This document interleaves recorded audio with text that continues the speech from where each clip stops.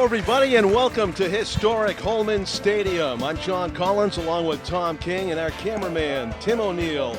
Nashua ETV bringing you FCBL baseball action on another beautiful summer evening here at Holman Stadium, where we see the second place Nashua Silver Knights going up against the third place New Britain Bees in the greatest turnaround midseason that Tom King has ever seen. That's saying a lot. Yeah, I've never seen anything like it, John Collins. I mean, I thought we'd be talking about the last place Silver Knights back on June 28th. Really? I know. They played a doubleheader against Worcester, all right?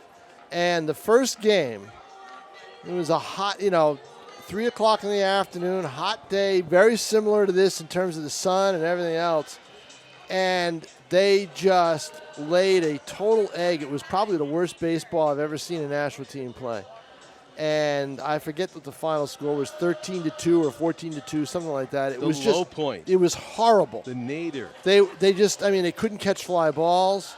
They couldn't hit that well. They couldn't pitch. They couldn't do anything right.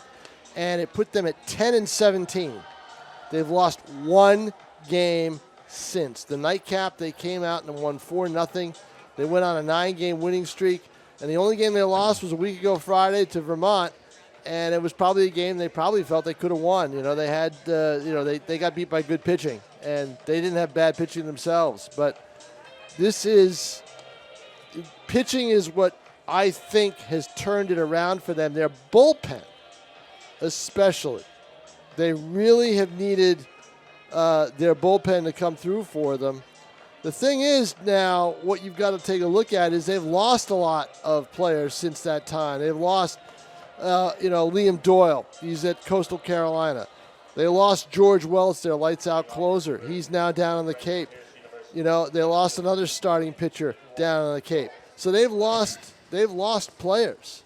So, Josh Broberge, he's the second guy that left for Cape Cod. So they've lost some good arms.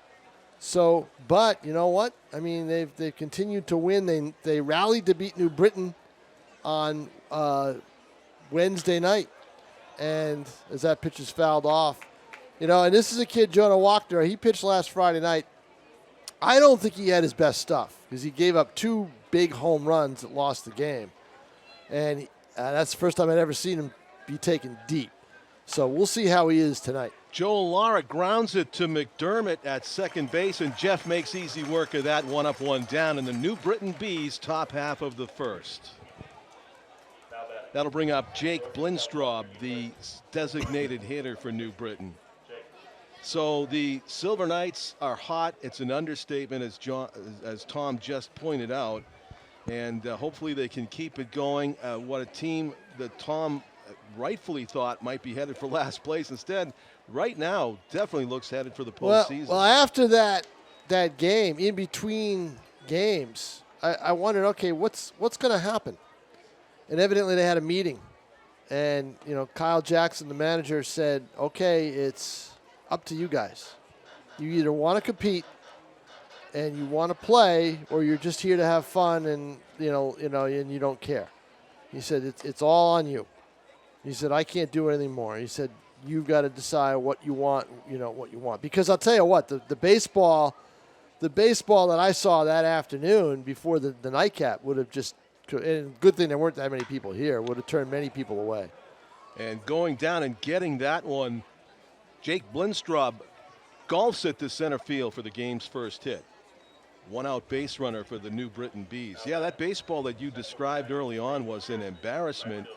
And this baseball is living up to the former Atlantic League team, the Pride, because they've really shined since that meeting that you just described. Yeah, they really did. Since that meeting, they've really done a great job. And in my mind, meetings are meetings, John. They can go both ways. Right? They can not really have any effect at all or whatever. So. Ground ball left side's going to be a tough play for Brady, and he tries it from the hole. That's an infield hit. Yep. So New Britain stringing some singles together here, have runners on first and second. Well, with one all of them ground balls as Wachter has gotten his sinker working and gotten the ground balls. Let's see if he can turn two. Good ceremony before the game to honor the local Cal Ripken champions. Mm-hmm. So that was an infield hit by Mike Torniero, and that'll bring up third baseman Tyler Petterini of Ohio State University batting now, also a left-handed hitter. Trying to get New Britain on the board first as they trail just foul. That would have been all kinds of trouble down into the left field corner. A pitch that Wachter got up and had to be fought off, but you could get the bigger part of the bat on it. Yeah, and unfortunately for the Silver Knights, Petterini was just late enough that it went to the left of the third base bag. Shadows creeping forward here at historic Holman Stadium on a, where are we, July 15th. Halfway through the month. Halfway through already. That's sad, isn't it? Yeah, every summer day is precious after you fight through all that bitter winter weather. Yeah. Fans are still coming in here at Holman Stadium. It looks like it's going to be a really well-attended Friday night game. Yeah, they've had good crowds on Fridays. They've had a good attendance here. There goes the runner. The lead runner. They're going to take a shot. He's good safe. throw from the catcher, but he slides underneath the tag. Yeah, Wachter didn't pay much attention to him at second. I thought he was going to try to do something. So Blindstraub with the stolen base. The trailer Torniero stayed put. And a runner at third with less than 2 out for New Britain. The pitch was called a ball. But now, what this sets up is the old first and third play. Yes. I'm surprised that Torniero stays at first. He does there, and fouled off to the left. Now, definitely, Pellerini is trying to take him the other way. Pellerini is trying to take him the other way.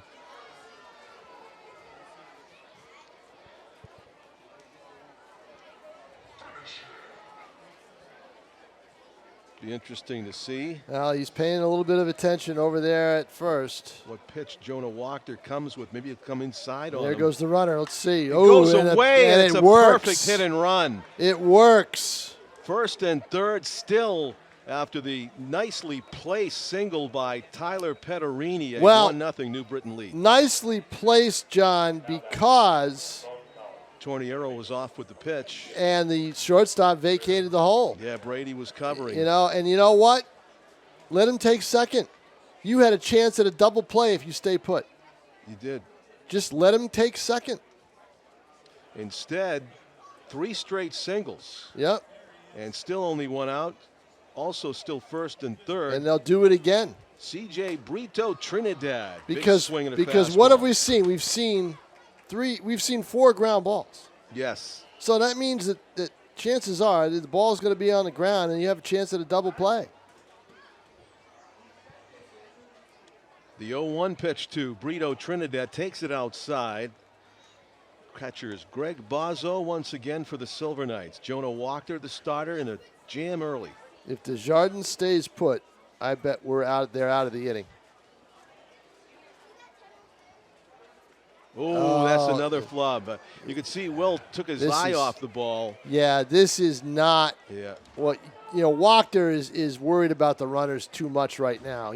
His time to worry about the runner was when the runner was at second earlier. So, Tom, who do you give the error on that to? I give the error to the pitcher.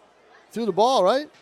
Well, it did tick off of McLean's glove. He basically took his eye off it and tried for the tag. I thought it was barely playable. We might have to go to an arbitrator on that one. Fly ball is center. That's going to drop. And it's a late break. A misread there in center by D'Amato. He thought it was hit harder than it was. Yep. And it turned out to be an off-the-bat blooper and another hit. Yep. So 4 singles and an error, and it's a 2-0 lead for New Britain. And they're looking for more. Yes, sir. Back to first and third it is. Teddy Schoenfield, the left fielder from MIT at the plate. Do MIT grads ever forget the count or the outs? They don't forget anything. or else they're out of school. Well, and they drive in runs. They can tell you there's been 5 straight hits. Now, this is the Jonah Wachter I thought I saw last week, too. Didn't quite have his stuff. 3-0. Yep. He may not have, and they're going to go out and talk to him.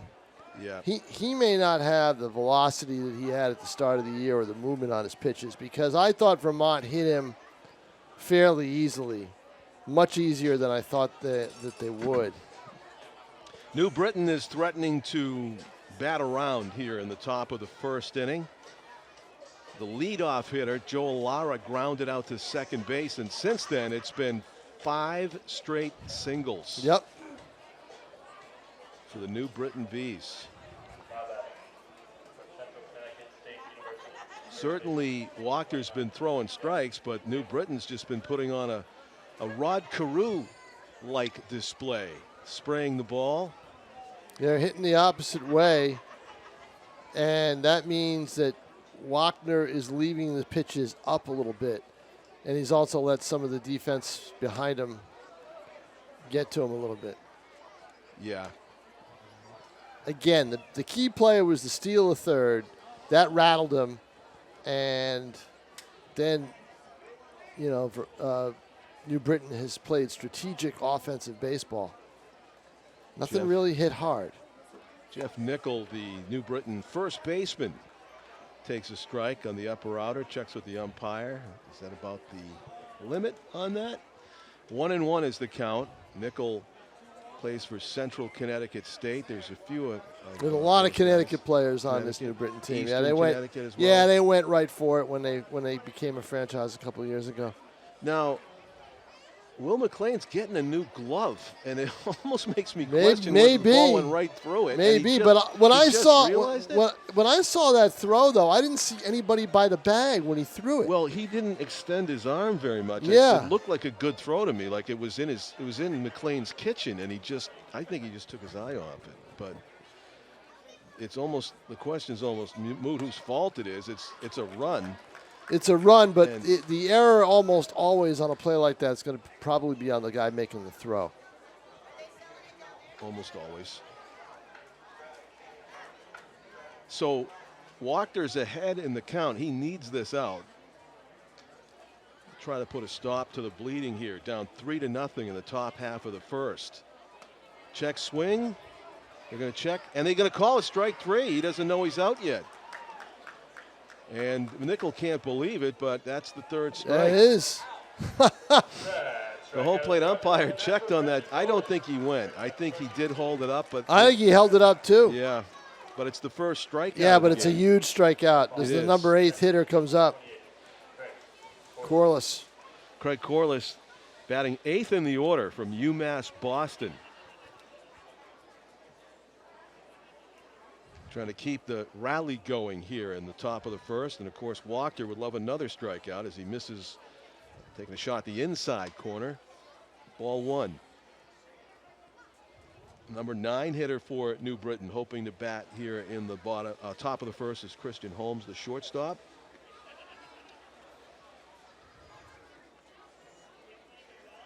Wachter checks the runner and comes to the plate. Ground ball, sharply struck to the third baseman. Good throw across the diamond by Andrew Jemison for number 3. McLean got that one. He didn't have to worry about it. So all those ground balls, one line drive, and that was by Schoenfield, right? So that was been by the MIT kid. Yeah. So, and Blindstrom had a nice base hit. He dug it out of the lower corner and served it in the center. But nothing thunderous. But it's a 3-0 lead. Yeah, it sure is. So the Silver Knights have their work cut out for them in the bottom of the first. And that was the success that I think that they've had during the course of this year is that, last year you look up and they were already down 3-4-5-0, right? After the first inning. Mm-hmm. This year that hasn't been the case until tonight when they're down 3-0. See, I brought the bad luck. In front of a large crowd. Tom, rewinding a bit to the July 4 game, I think it was that the well-attended game, and we were going to check the attendance to see whether it rivaled Tom King bobblehead night. Was that game? Yes, it was. Did you find out what the attendance was? 31, I think. Nice. Not bad. I think it was 31. That wasn't as many though, right? No, I think it was 30. You got to get over 33 for me. Wow. Yeah, I think it was 30. How did you do that? John, I'm me. Was it a Friday night? It's the power of the bobblehead, John. Was it some kind of connection to the sun and the moon and the stars at one time? I don't know. We even did the game on ETV. Yes, we did. Yeah. Yeah, we sure did. We were commenting on the bobblehead, and maybe the likeness wasn't as good as it could have been. It's fine, John Collins. What's wrong with it? It's fine. My bobblehead likeness is fine. It looks just like me. Okay. Don't you dare put that thought in anybody's head. Now we need a picture of it to be put up. Pete Johnson's on the road, I think, for his well-earned summer vacation. Is he on another junket? I think he's in Pittsburgh, and the last time game we did here. Oh, it's a reunion. I think he was here for the 4th. Oh yeah. He was here for the 4th, but there was another game where he was in Chicago on a junket. So you and I are going to get to do hockey on Sunday, right? Yes, we are. That'll be. It's our ETV summer cooler. Oh, yeah. Nice. It's the third annual New Hampshire High School Girls Invitational Hockey Game. It's the brainchild of John Good. Yeah. The former Silver Knights VP, as a matter of fact. And it's, the teams are made up of it's an interesting rule. They have to be New Hampshire players. From New Hampshire. They have to be from New Hampshire. They can go to any high school. They can go to any prep school, even out of the region. They can be a junior hockey player, but they have to be New Hampshire players and of high school age. Interesting. So it's interesting because if you're first pitch swinging, Andrew Jemison skies at the shallow that left may be center. tough. That may be tough. He makes nice a good catch. That's the New Britain Bees center fielder Joel Lara who tracked that down. And he prevented a hot hitter from reaching first base. Jamison has been very hot lately. He's been in the leadoff spot, and they've left him there. But back to the hockey. For example, if you're a player at Bishop Girton, but you're not from New Hampshire, you don't live in New Hampshire, which a lot of their kids don't, you can't play in this game. Wow, okay. Yep, or Trinity or any, if you're any private school or any school in New Hampshire, but you're not a New Hampshire resident, you can't play. That's a doubleheader that Tom and I will be doing on Sunday the 17th. Freshmen, sophomores play at 5:30, and then at 7:30 is the junior seniors, and in between there's a ground ball that's. And it's fielded by Christian Holmes, safe at first base. E6. So Holmes with a tough chance for Jeff Nickel to handle over there at first base. E6, and it's a first base runner of the game for the Silver Knights. Jeff McDermott reaches. So at 7:30 is the second game of the junior seniors, but in between those two games, from what I saw on the program and on the website, you and I are going to be speed skating against each other. What? No way. Speed skating. Fastest skating competition is going to be in between games. Ooh, nice. Yep. Yeah, John Collins is not walking through that door in skates. Neither is Tom King. Neither is Eric Hayden. No.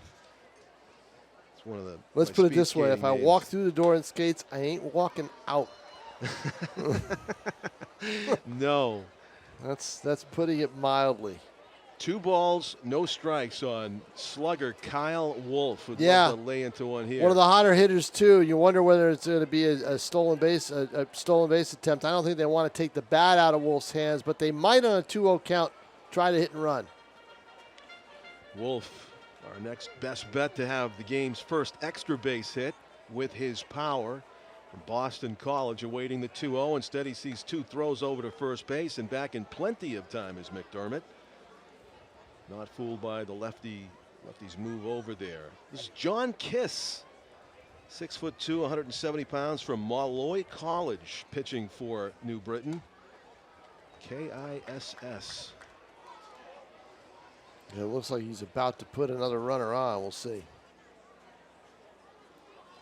The marketing possibilities for this young man are endless. May he go far with that. There's a pitch right down Broadway. Yeah, on the outside corner, taking it all the way on 3-0. And on deck is the cleanup hitter, Mcnamara, and I'll tell you about him in a second. Well, you probably watched some of what he did. Oh, he had been on a tear, you mean? Well, that's inside ball 4. By so an inch. Of course, the catcher looked like Craig Corliss looked like he held it. He wanted that. He did, but it was inside and high, so it's a walk. 4 bad pitches that don't catch the plate, and he's at first base. So here's Shane McNamara. Yeah, McNamara got the game-winning hit, if you remember, in the Nesson game. Of course I do. He rattled it halfway up that slanted gate out there. Triples alley, Chris English. Okay, so that was on July 2nd, right? 2 weeks ago. That was his first hit of the season. He hadn't played much. He only had 12 or 13 at-bats, and here he is tonight hitting cleanup. Talking about the turnaround within the turnaround, Shane McNamara. A walk-off would have been a triple, but he hit a double in that Nesson game to win it. And as Tom mentioned, too, it was a coach's decision to put him up there for another struggling hitter, and a great coaching decision because he came up with the 1-for-1 game-winning hit. Well, it was Brendan Martin's decision. Brendan Martin. 2 straight front door curveballs. This one's right up the silo, and the pitcher and. Is anybody going to get it? Third base, nice good play. Call. Third base, catcher lost it, pitcher lost it, third baseman had it all the way. Yeah, Tyler Petterini in the end made it look easy. But an infield fly on that anyway, right? Batter automatically out? Yes, sir. First and second, less than 2 out. So it really didn't matter if it hit the ground. They were just going to, it was an out already. And kids, if you're watching and you see, if they did miss that, it depends on whether somebody's covering third, whether you run to third, but otherwise you just stay put. Because the out has already been recorded, no matter if it hits the ground or not. The 0-0 pitch, that ties up. He should have taken third if that was the case, because there was did anybody go over there? Maybe the shortstop did. I sense that he should have. The shortstop should have. Yeah, because the second baseman covers second, the shortstop's supposed to cover third. Right.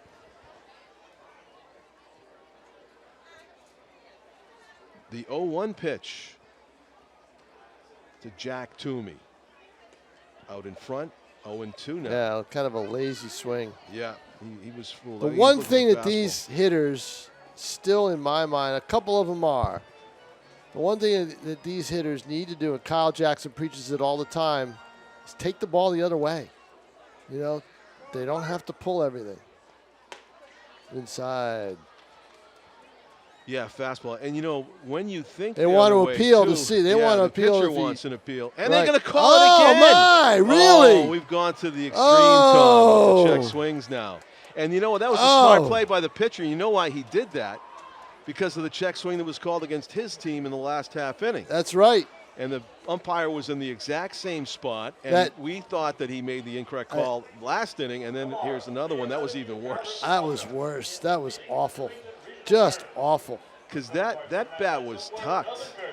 And the problem is, this is another situation, John, where you don't have 3 umpires. Yes.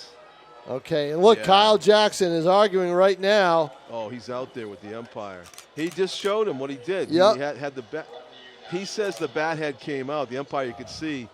I'm not John Boy reading lips, but I could read body language there. The umpire told him that he thought the bat head went umpire forward. Can't tell from that angle. No. If there was the 3 umpires, Tom said, and he's at first base. He's at first base. Right, exactly. He sees it. He doesn't call it. So both pitchers have a strikeout that way on a check swing. Yeah, but this was more important because this takes this killed a rally. It did. It took a bat out of the hand of a good hitter and a chance to get on the board. So it will be 9-1-2 due up for the New Britain Bees. We have the Pittsburgh Pirate-themed colors. Not so? Yes, a little bit, but isn't that a little bit green on the top? Yeah, you're not quite a dead ringer. No, in other words, scheme, in other words, that's not why they did it. No. The Pirates don't have any relationship with them. Hey, speaking of Holman Stadium baseball alumni, Tom, I sometimes bring my cooler to games, and I got baseball cards stuck in it I collect over the years. Yep. Got some John Ropers in there. Yep. Casey Candell in there. Well, here's about Casey Candell. See, that's why I brought one step away from being the manager of the Toronto Blue Jays. How about that? You know, and I was going to ask you last game because I had the card in my hand, but we didn't have a chance to say, what happened to Casey Candell? And he was their AAA manager in Buffalo. And now he's the bench coach, now he's the bench coach because what they did was they went with the former ground Fisher ball Cats slowly coach. hits, going to be a tough play. Nice glove work and a better throw. What a nice job by shortstop Brady Desjardins. 1 up, 1 down. Yeah, and a quick job at first base to get off the bag as quickly as possible. You mean sell it like a Rizzo? Oh, McLean sold that perfectly. You know? I do think the ball got there in time, but I saw what you meant. Yes. And there's no video replay. No. FCBL. This video replay might have shown something else. But yes, Casey Candell, and I forget who the manager is that he's working under, but that manager was also used to be the Fisher Cats manager, I believe, at one point, and got promoted, throughout the system, and then ended up as the bench coach in Toronto, and now he's promoted to manager. Strike on the inside corner. I wasn't surprised. I was waiting for Charlie Montoya to get fired. I thought that they had Really? I was not surprised. I said to myself, I don't know, a couple weeks ago, I looked at the standing, and I said, he's going to get fired. I said, they should be better than where they are. Yeah. They're still a playoff team right now because the rest of the league is so bad. Right. Also, they got the best home field advantage in baseball because often they have to. The other team's players can't play. Yeah, exactly. The Phillies left, I think, 3 players home in the last and series. look what Kansas City did. 10 players not able to go. 10. And their all-star Benintendi was one of them. Right, and Benintendi just cost himself a trade in New York. How? Because they don't want him now. Because of that? Yes, because you can't take that chance, John, because what happens is that I think they have 1 or 2 series left in Toronto. I'm not sure. I know they have 1 in September. Yeah. So that could be a big series one way or the other, right? Yeah, it could be. But also the playoffs. The playoffs. You know, sharply same hit play. by Lara and gets rid of it. What a great play by Desjardins. Clinic at shortstop right now. Yep. And that's a speedy runner right there. Yep. The leadoff hitter, Lara, retired on a pretty play by Desjardins up the middle. 2 up, 2 down on 2 grounders to short. Jake Blindstrup started a string of 5 hits in a row by New Britain in the first inning that produced a 3-0 lead. That's where we are at here in the top of the second. Blindstrup up for the 2nd straight inning. One of the Bees' 5 hits. Gets jammed, and it's 1-1 on the radar gun here at Holman, that registered at 86 miles per hour. That's somebody in a cowboy hat down by the. Yeah. They were using a cowboy hat here last year. Ooh, generous strike call there in the outside corner, and it's 1-2. As the statisticians will tell you, the most important pitch in any sequence, whether it becomes 2-1 or 1-2. And he has to go after that one. It's strike 3. Sure, he's got to because of the previous pitch. And an easy inning for Jonah Walker. But thanks to his defense, the defense of shortstop Brady Desjardins, and that's why Desjardins is out there. I don't think they're going to move him off. They signed De La Rosa, John, last Friday and put him right out there because Desjardins needed a night off. But I haven't seen De La Rosa in the lineup since, and because Desjardins is their regular guy. And he could get drafted. I don't think he will because of the 20 rounds. You go back to the old draft, I think maybe that would happen. Yeah. You know, if you go into the 30th, 30 rounds or 40 rounds. But you only go 20 rounds. I don't see him being a 20th round draft, a draft pick in the 20 rounds. Maybe I'm wrong. I don't know. I think it's very iffy. Right. I get you. I mean, that definitely narrows. It narrows the talent level really, really changes. So When is that draft? 17th will be the first round, and then the rest of the rounds are the 18th and 19th. Interesting. That's Tom King. I'm John Collins. Our cameraman Tim O'Neill here at Holman Stadium on a Friday evening, July 15. Another beautiful summer day. A little bit hot maybe for Tom's taste. No, No, never good. hot, never Good. too hot Never for me. too hot.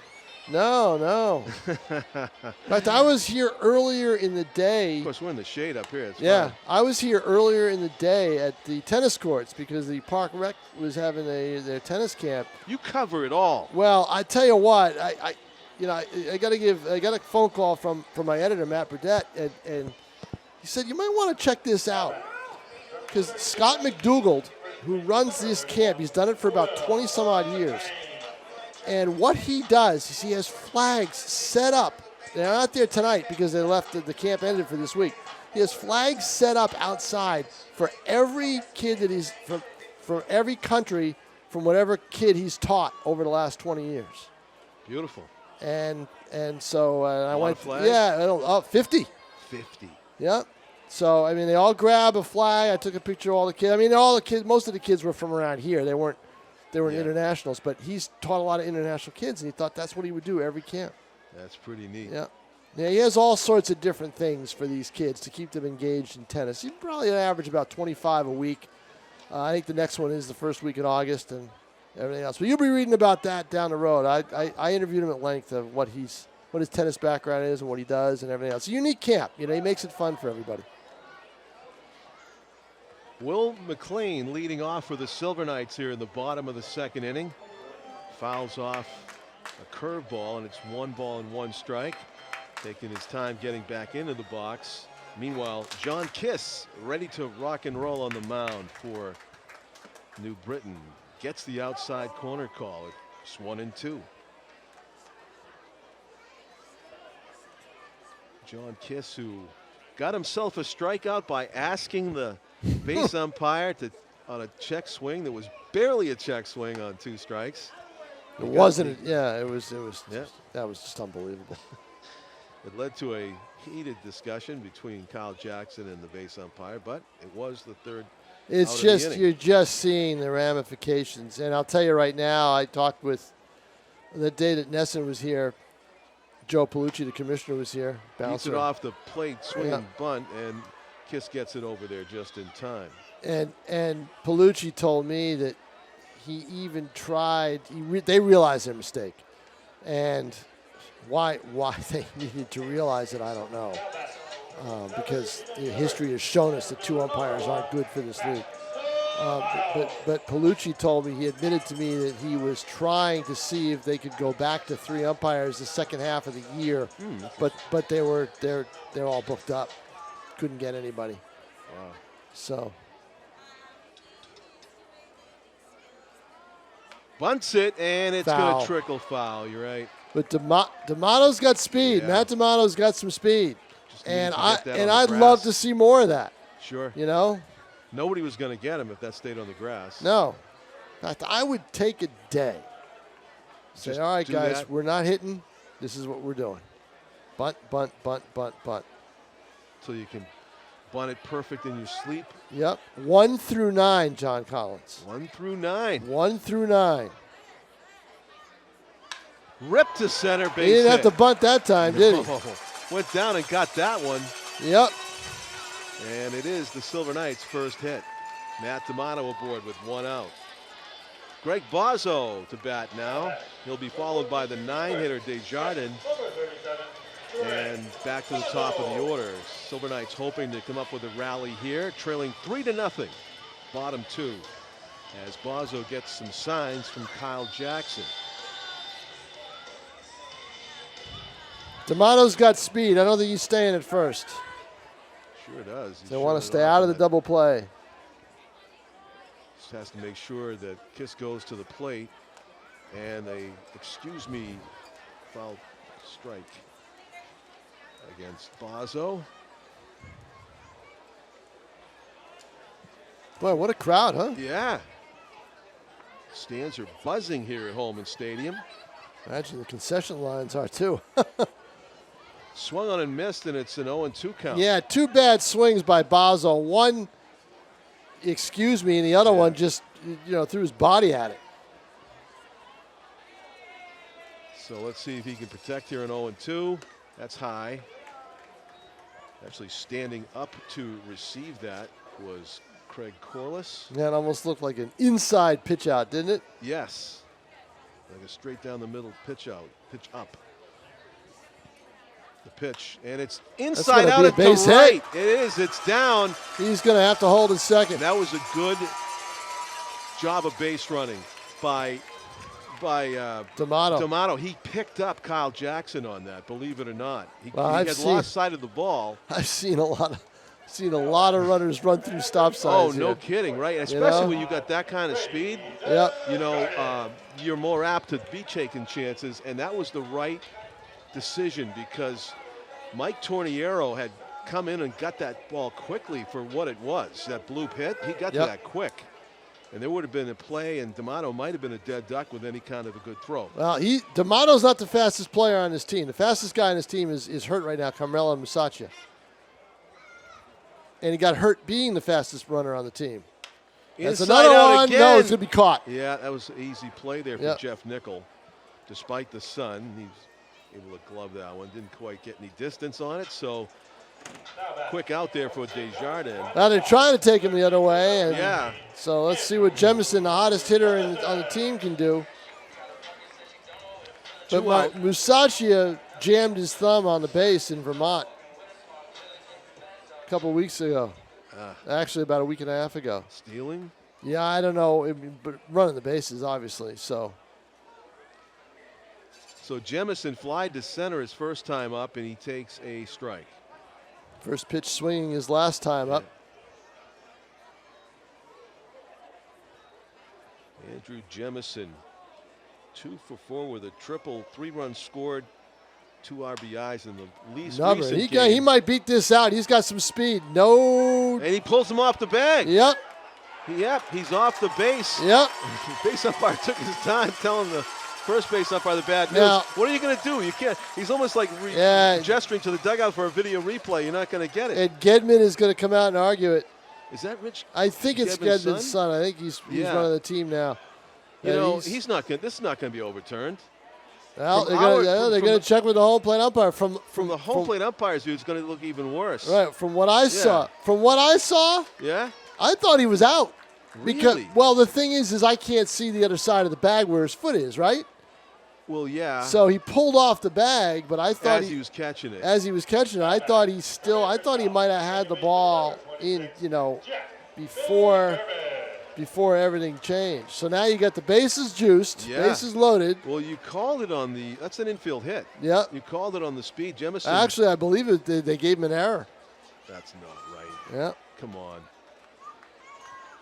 He had to rush that thing to the nth degree. Here's McDermott. Almost gets hit with it. Jackknifes out of the way. Reached by an error by the shortstop. He did, but a good throw directly at the bag has him. It's true. So that's why. That's true. Okay, so it's an E. McDermott looking for the 1-0. Fouls it off to the left. Can tell you got your share of infield hits in your illustrious career that's still going on. I always was perturbed that they didn't count reaching base on an error in favor of your on-base percentage, because a lot of these fast guys, they force errors. Right. And they should get credit. Well, just like when they get robbed by a line drive, guy makes a diving play, you're out, takes it off your on-base percentage. Great defensive play. Now, if I'm Kiss, not to ignore what you just said, but if I'm Kiss, I change speeds here because McDermott was way out in front of that fastball, and he does. That's over and his he head, throws and his you can't go here at Holman. Exactly. Normally, that ball would be rolling around somewhere 300 yards away. Yeah, exactly. But the guy in second's looking to score. But here at Holman, it bounces off the wall, and so the third base runner can't come home. He'll be out easily. Right. After the ball bounces off the wall and goes right back to the catcher. All the catcher has to do is make the tag. I think we saw a play one time when the ball came back so fast that the pitcher fielded it and threw it to the catcher from in front of the plate. The 2-2 is high. Seen a lot everywhere. Yeah, and it's full. All kinds of action here at Holman Stadium here in the bottom of the second inning. Silver Knights have the tying run on first base, but there are 2 outs, 3 balls, 2 strikes. McDermott's got to be careful. He's got to protect the plate here. The runner at third needs to get in foul territory more. And that's a big swing. It was probably ball 4. He's probably, but now. He's got to protect. Yeah. Got him up and in. Got a piece. Jeff McDermott with a healthy cut there. Right fielder Torniero facing the Holman Stadium sun. Pretty deep out there in right field, too. Yeah, right field is still a factor. The sun factor is still there in right field. We'll do the 3-2 again. The runners will be moving. Lefty, lefty. Let's see. There they all go. Hit hard and deep to right. And maybe a late break for Torniero. It's over his head. Over his head. It bounces over the wall. A bad break for the Silver Knights. Yes, because it should have scored 3. Instead, absolutely. it will only score 2. Tom, the trail runner, the third runner in line, that's McNamara, right? Yes. He was around second on contact. I mean, he was so far on the 3-2 pitch. But the runner's Jemison is going to have to go back to third base. Yes. What a blast. We were just talking about right field. And he wasn't deep enough. What a shot by McDermott. I'm glad he fouled off that high 3-2 pitch. Yep. A thunderous extra base hit with 2 outs. And this is why the Silver Knights team can't be counted out of anything, the game or the season. What a terrific hit. So the tying run's still at third, and the go-ahead run potentially at second base for Kyle Wolf, who walked his first time up. Takes a high pitch for ball 1. What a terrific shot there. I don't even know if he had a good jump if Torniero would have caught that. No. It was hit so well. That's Inside a base out, hit. Could be fair. Oh! Yeah, it sliced a little too Boy, much I thought there. the trajectory of that ball over first base was just going to keep it. Wow. See, Wolf is one of those hitters, John, that will take the ball. Yes, he uses the whole field. I'd love to see him put it in the shadows down there. So a base hit should score 2. You get that gap out there in right center. Fastball's up. A walk to Wolf here wouldn't be the worst thing for Vermont. Now he walked him once. I mean, for New Britain. Why do I keep thinking New Vermont? Because Vermont's here for the weekend, Saturday, Sunday. That's why. That's high also. Yep. So he's in the driver's seat here, Tom. This is like an intentional, unintentional walk thing that's going on here, it looks like. It does, doesn't it? He hasn't seen a fastball. Maybe he'll make a mistake, though. We'll see. 3-1 pitch.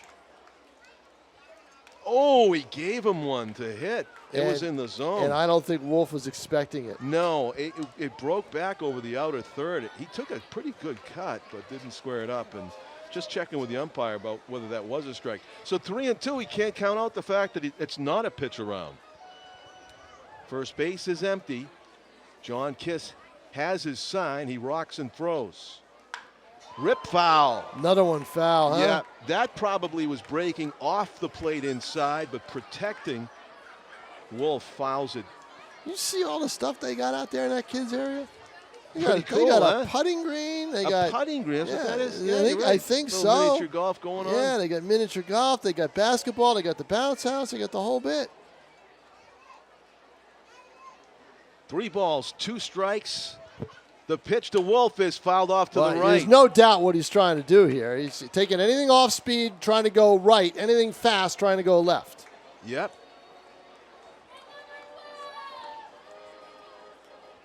If I'm Kiss, I take a lot off this next pitch. That was up high again. That was another ball 4. He's swinging at it. Yeah, Kyle Wolf has it in his mind. He wants to get that. He's very determined not to take the free pass. Definitely the matchup favors him, but I think that Kiss doesn't care if he makes him chase way up here. 3-2. Ball outside. 4. He took it. Yeah, that was not a good pitch to hit. And the wise decision. Second walk of the game. Second walk for Wolf. Yeah. Kyle Wolf is a smart hitter and not your typical incoming freshman because he's played prep school. Right. You know? A little more maturity. Yeah, a little more maturity, a little bit, higher level of ball, the whole bit. So Tom was talking about how hot Shane McNamara has been recently. In the last 10 games, hitting .409, best on the team, and there's nowhere to put him in this situation. Bases loaded, 2 out. Bases loaded, but lefty.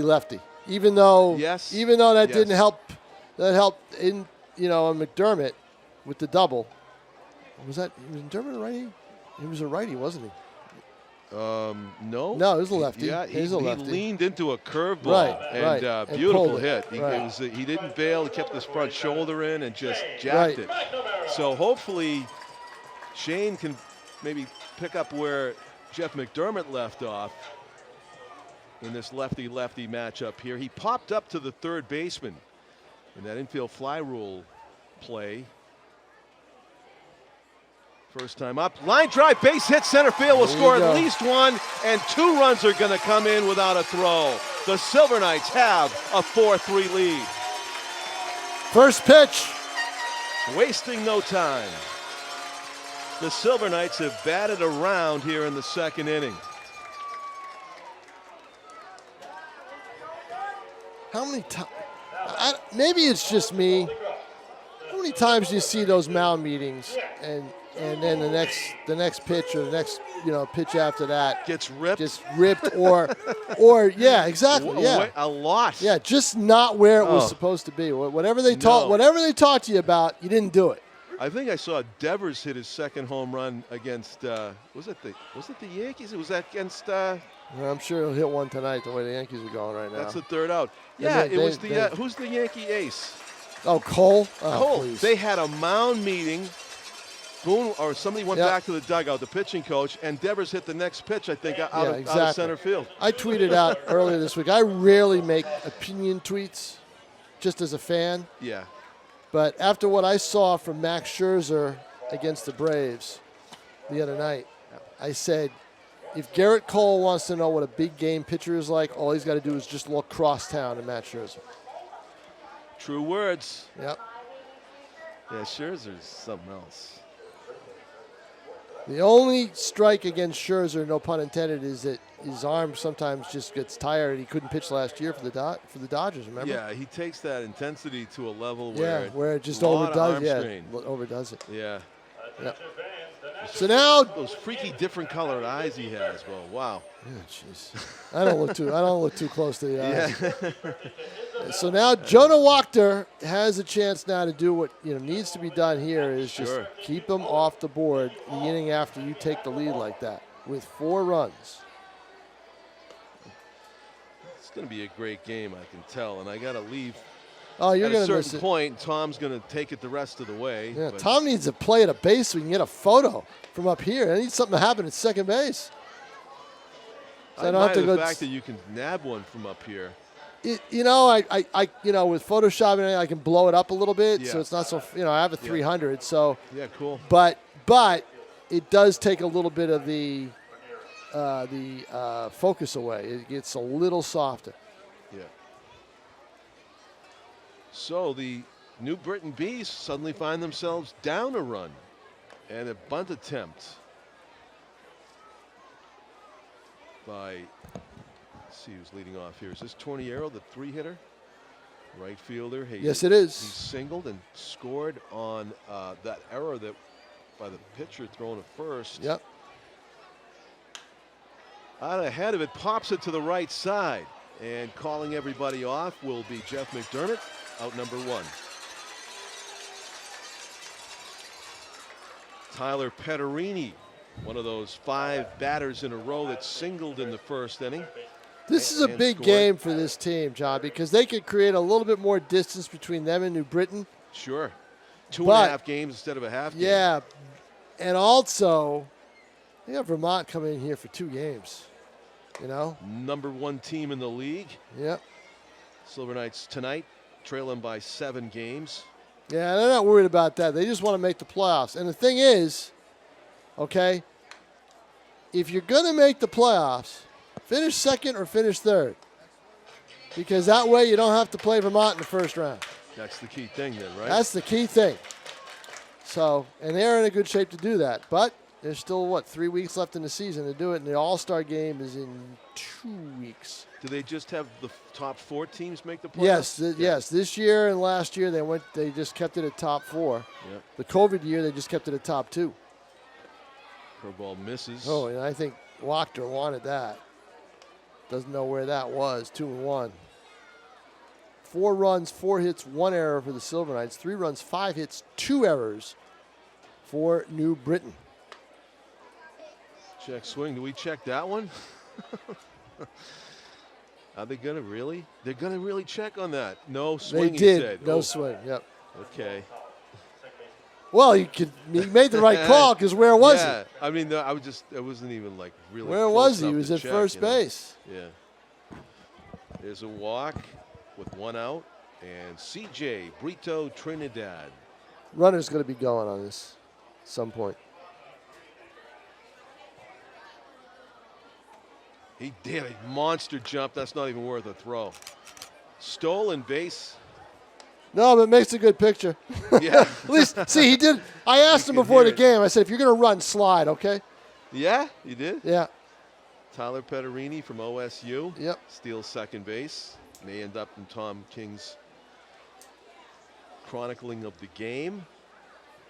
It was ball 1 to Trinidad. It's ball 2. 2 balls, and he's going to jump.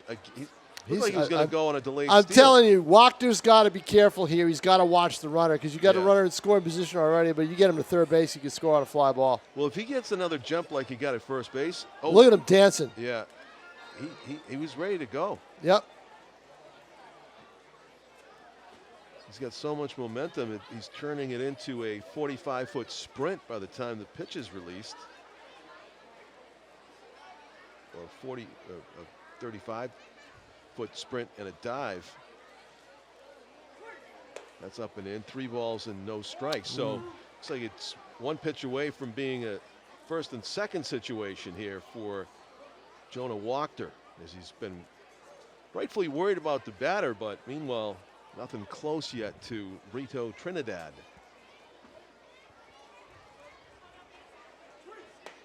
That's ball not 4. there either. You see that release point? Yep. Way off. Yep. So body language says frustration right now for Wachter. Wow, this is all him. 2 walks. 2 walks in a row. Yeah, again, he does not seem like the same pitcher. And that started last Friday. Now, it may be fatigue. It's been a long, college year and summer. So, but he is overthrowing and worried about the base paths. 1 ball and no strikes to MIT left fielder Teddy Schoenfield. Singled his first time up. And I bet Gedman will pick up on that, and maybe the runners will be going. Interesting. That's a strike. Slow curve over the outer Yeah, third. and see the curveball hasn't been able to get that curveball over much. And the fastball command isn't there. Yeah, these New Britain hitters have shown a willingness to just serve it the other way. It's just it. And that would produce a tying run here if they do it again. That is the other way. They tried. And they'll try. And unfortunately didn't hit any. Right, and they'll try again. So what you want to do here, if you're Wachter, if you can get the command, which he hasn't had, is you want to throw it up and in, get the hitter to chase, right? Right. But the thing is do you trust his fastball? He hasn't had the command of the fastball. The 1-2 pitch, no time's called. I'd be looking for another ball over there if I'm a kid in the kid zone.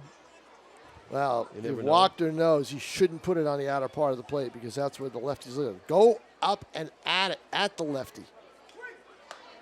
Well, Strike I guess 3. not. I guess I was wrong. Oh, and But you know what? Schoenfeld's Fastball. like, are you kidding me? That was a 28 strike zone. Yep. Yeah, they don't like the call at all. I was surprised. I thought if he's going to throw a fastball, he's going to try to tie him up with it. Yeah, that's the pitch call, Tom. You're right. But in this situation, when you know you're getting that kind of, I don't know, borderline ridiculous outside corner, that's worth a shot too. And Kyle Jackson told me he does not like to call pitches from the dugout. He likes to have his catcher and pitcher be on point together. I agree with that. I think it just messed me up looking in the dugout every time for. You see it. Oh, there goes the double steal, and it's a tough pitch to throw on. Everybody's safe. I told you they'd be gone, right? And Wagner knows it. He rolled the dice with 2 outs. He knows he wasn't paying attention. But now all you do is just don't worry about it. Don't worry about the base runners. Just worry about the hitter. So that's 4 stolen bases in this game. See, just do that. Attack. Pitch to contact. Right. Don't try to nibble. Wagner, I think what's thrown him off the last 2 starts is he's tried to nibble a little bit. And when you nibble as a pitcher like that, you get in trouble. Because sometimes you don't take a big enough bite, Right. It grabs too much of the plate. 1 ball, 1 strike. The pitch. Strike 3. Oh, 2. Excuse me. 1-1. 1-1. Yeah. Wow. Not a fan of that strike call. Was Jeff Nickel. And neither was I. I didn't think that was a strike at all. Yeah. So let's see what he does now. Delayed strike call too. Got him. Wow. See, that's it now. Best fastball of the game. Right now, see what happened? Those last 2 hitters. What did he do? Fastball command. He got it. Somehow he got it, and was able to put the pitches where he wanted to, and gets the strikeout and definitely turned it up a notch there in that last batter to get out of a jam. So the Silver Knights preserve their 4-3 lead as we go to the bottom of the 3rd inning. Yep. Who won the World Series in 2004? Good job. I'll be right back, John Collins. Okay, thank you. Letting us know. Tom King, John Collins here. Big Poppy going into the Hall of Fame, I think, this weekend. Or maybe it's the 24th. I think it's the 24th, actually. Sunday the 24th. All of Red Sox Nation, all of the Dominican Baseball Nation will be descending on Cooperstown, New York for the induction of David Ortiz into the Baseball Hall of Fame. It's a terrific event for the guy who was a huge part of breaking the curse in 2004 and 7 and 13 and 18. Hopefully, do they win in 2018? Imagine if they don't win in 86 years after that. That was the year they beat the Dodgers. It was 1918. Now we got 2018 on the books. Well, John, I think the one thing that helps them is the fact that there are expanded playoffs. Oh, right. I mean, and I'm not talking about just the Red Sox. I'm talking about anybody. So, I mean, if you want to talk about a team that right now is suffering a curse, it's Seattle. Oh, not even making the playoffs? Not even making the playoffs. Now, they got to make it this year. Since A-Rod the big year in 2001 where they won, where they did what the Yankees are trying to do this year. Like win 116 games? Yeah, So, and the Yankees beat him in the ALCS. Lou Piniella managed that team. They did. Yeah. 4-1. Yes. So it was a huge disappointment and a letdown. No, the biggest letdown was when they lost to the Diamondbacks in the World Series. Oh, right. When they had it. Another base hit up the middle. First pitch swinging. A single for Will McLean aboard with nobody out here in the 3rd inning. Matt D'Amato singled and scored his first time up. Matt, first of all, tried to bunt his way on and then ripped the shot to center field. Moving in a few steps at third base, Tyler Petterini anticipating maybe a second bunt attempt here by D'Amato. Gets a great break out of the box. See if he tries it right here. Strike called over the outside corner. This will be the pitch that'll maybe try it with 0-1 recorded. Pitch. Sways at it. He couldn't figure out what he wanted to do, and now Right. he's quickly down to the count 0-2. Yeah. Chokes up on the bat noticeably. An inch. Strike 3. Wow. Ooh, John Kiss making quick work. No of kidding, huh? Toronto. Of a good hitter. Might have been guessing off speed there, 0-2, and he got Yep. express down the middle. Greg Bozzo singled and scored his first time up. I think I told the story of the 1952 Game 7 of the World Series. Two of the prominent numbers on the wall out there, Roy Campanella and Jackie Robinson. There's a bunt attempt, or fake anyway, by Bozzo. Pulled it back. Bunted for hits back-to-back in the lineup during that game. Both known as guys who could, drive the ball and hit doubles, even homers, Campanella. But they had the art of bunting for a hit down, even on the biggest stage. Swung on and foul tipped into the mitt. So John Kiss bearing down after giving up a first pitch single.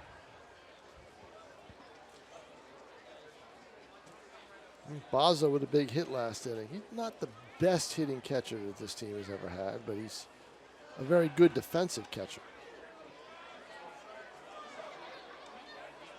1 ball, 1 strike, 1 out, and 1 on for the Silver Knights, who lead by 1, 4-3 here in the bottom of the 3rd inning. Kiss checks twice and throws to first. They got him picked. The throw to second and out. Wow, it was a good tag by the shortstop Holmes. As he was on the run, he did that. I thought there was a chance that McLean slid under the tag, but no argument from him. Nope. Caught stealing. Clearly, that's why these lefties throw over as much as they do, just for instances like that, when the runner guesses wrong. Bunting for a hit with 2 out. Kiss off the mound, bare hands it, and just gets him. Nice idea. Yeah. Yep. Nice idea. Bozzo pulling one out of the Roy Campanella page, the book, and just not able to get the bunt hit. Well, last Friday night was Nashua, Greater Nashua NAACP night, where they talked about all this with Roy Campanella, Don Newcomb, and the history of Holman Stadium and everything else, and thought it was very appropriate that the visiting team was Vermont, which pledged, like Nashua did, to ticket proceeds go to the Greater NAACP, and Vermont was going to match that because Vermont's owner is Chris English, who was the National Pride owner, who was responsible for those numbers out there on the brick wall. Yes. So, and just like that, I made that comment, and also made a comment in a story that Chris English created that short left field where Nashua got a walk-off win against Vermont a few days earlier. Yeah. So that was big. But you saw it. So, John, they did the T-shirt throw, right? Yeah. A game last week or 2 weeks ago, the T-shirt didn't make it and got caught on top of the screen. And it hung there for the entire game. Really? It hung there for the entire game until a foul ball was hard enough into the net that jostled it and knocked it down. I imagine that brought a big cheer. Big roar from the crowd. Yep. There was the shirt that unfurled on the throw right there that it didn't quite make it to the top, but I could see that happening. So Wachner, who normally goes about 6 innings, he's here in the top of the 4th.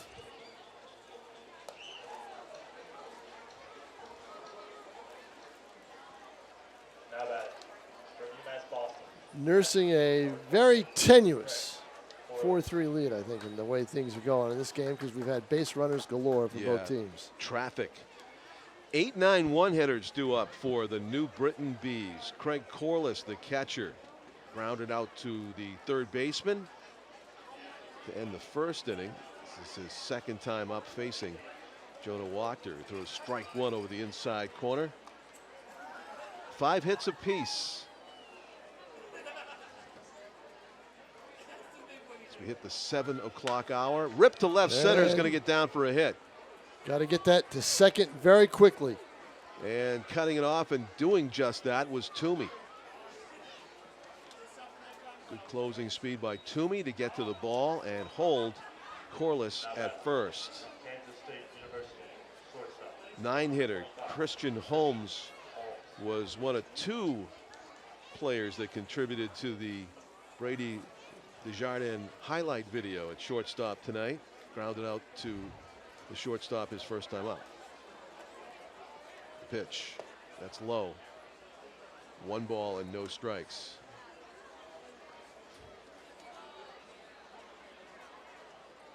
This crowd is moving all over the place, aren't they, John?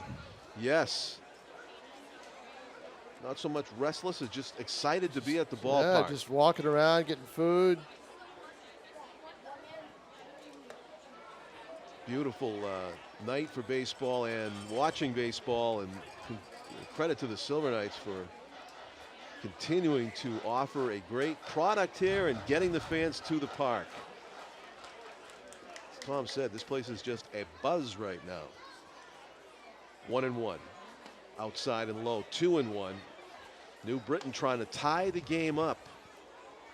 Nobody out here in the top of the 4th.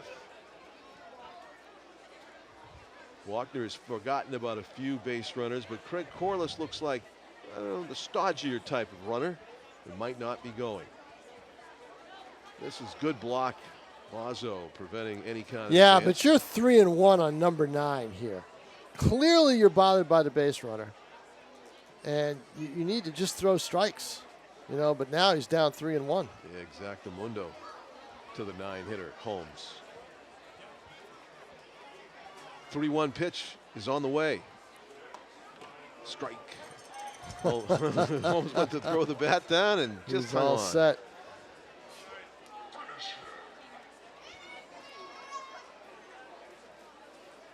So let's see if they start the runner at first. I'm going to say no. I'm going to say no as well because they started him last time. So pitch is grounded over the mound. Could be 2. Getting there and That's an error on the shortstop. It's going to allow Holmes to go to second. Right. Normally, if he didn't go to second, there wouldn't be an error, but you can't assume the double play. But that was a situation where Desjardins was kind of off balance, having to tag the bag in a hurry, and basically his body was low, and he side threw the ball, and just a bad throw. Yeah, he could have actually taken 3 more steps if he wanted to before he let that one go. He had that much time. Yeah, he did, and he didn't realize it. Yeah. Got to know who's running, got to know who the hitter is. And now you've got a runner at second base who shouldn't be there. So a tailor-made double play ball, and the inning continues. Lara has runners on base. Lara has hit 2 ground balls. You got to figure he's due for a third, right? Right. Question is, can he put it in that huge hole that's between first and second? Yeah. It's a big hole. Well, he did hit the ball. Wachter almost did. Yeah. Almost threw it to right center. Yeah, he almost threw it in the outfield. I think Lara grounded out to 4-3-6-3. Yeah, and the 4-3 was basically toward the hole more than where McDermott is right now. So he definitely can go that way. Yeah, he sure can. So you got to watch out. I wouldn't worry about this runner. I would worry more about. Oh, there he goes. Yep. Surprise! Got him. Surprise! Oh, he would have been out, but the hold ball on to squirts free. Oh my! Kicked the ball right out of the glove of Andrew He did. Jemison. He literally kicked it out of Jemison's hands. He had him. The throw beat him, and Jemison couldn't hold on to the ball. Jemison, I hope he's okay with the finger there. See, a lot of fielders, I myself included, when I play, I keep that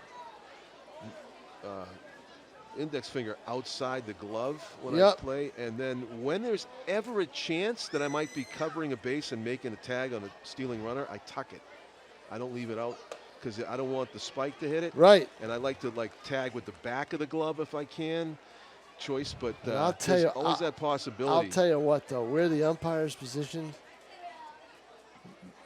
8 times out of 10 he's going to miss a call like that. Well, yes, you're he's right. Too far, but he's too the far ball away. went too far away. You know, he's too far away. Yeah, but if the ball squirts out a little bit, you can kind of just you kind of hold it. You can hold it, and then you're all right. But when the thing goes like 5 feet away, the home plate umpire is going to see it on the appeal. So A break there for New Britain. As a guy that you didn't think was going to steal third in that situation did. And he was out by a mile, but as Lara battles to get the ball out of the infield. Now, interesting they're not playing in here with one out, Tom. Early in the game, you know? Yeah. It's in the 4th inning. 7th inning. It's not the speediest runner. If I'm at second, I don't know. I'm just taking a shot. I'm coming in. I mean, if I'm the manager, I'd just play him in, you know, make him beat me. Big swing and a miss, and the question is moot. Don't have to worry about it, but you're right. Lara's 0 for 3. And here's Jake Lindstrub, who struck out and singled, stole, and scored in this game. Lindstrub. One out away from getting out of another jam here is Jonah Wachter. Takes a moment to tie the shoe. Lights have been turned on here at Holman. Well, they get turned on earlier and earlier, don't they, John? I hate that. Me June too. 21, the summer solstice. To get farther from it. I mean, even when we did the Pride games back in May and June, remember? I mean, daylight galore, and then all of a sudden, 8:45. Yeah, then all of a sudden you realize in August, the first week in August, that start pinching us on the time. Exactly. Yeah.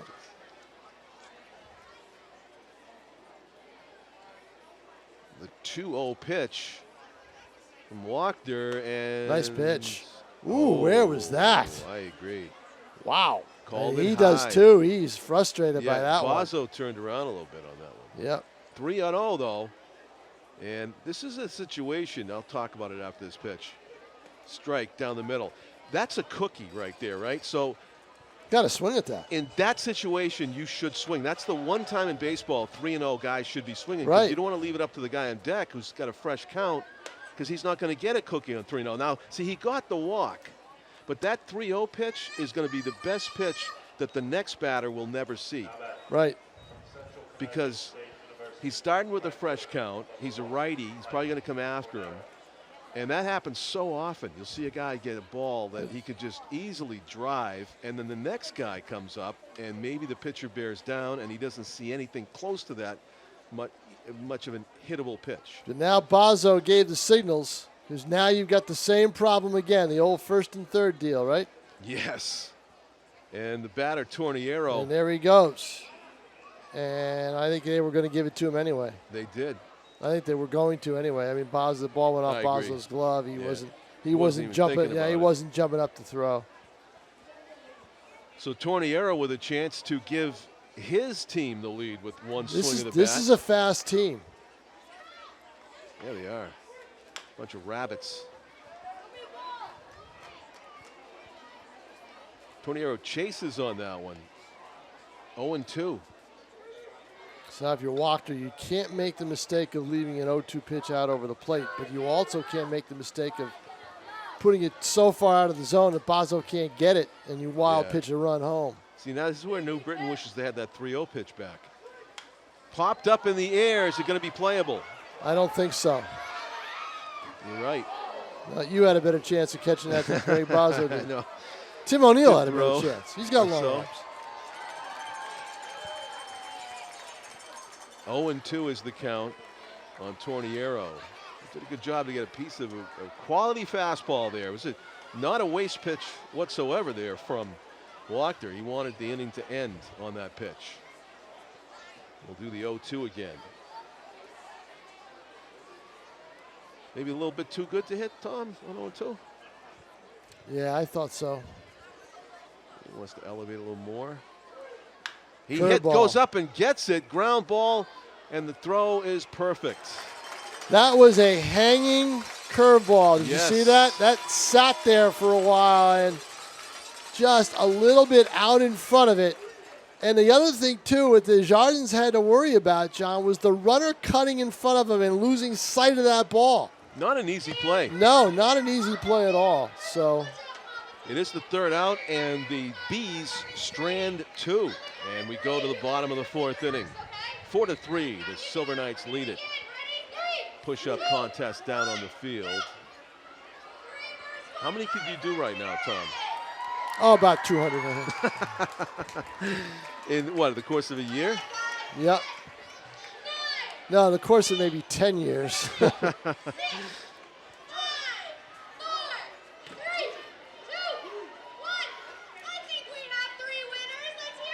John Kiss back out for more work for Good. the... Gertshire did a little pause there. Was a little out of breath, I guess. Yeah. Very animated guy, Zach Gertshire is. Very animated, very good for this team, I think. Good pitcher, too.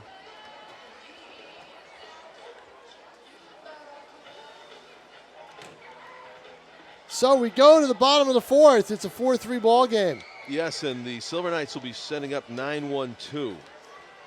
But I'll tell you what, New Britain's threatened just about every inning. There's 1, 2, 3 inning in this game, I believe, right? Yes, the second inning. Yeah. Threatened every other inning.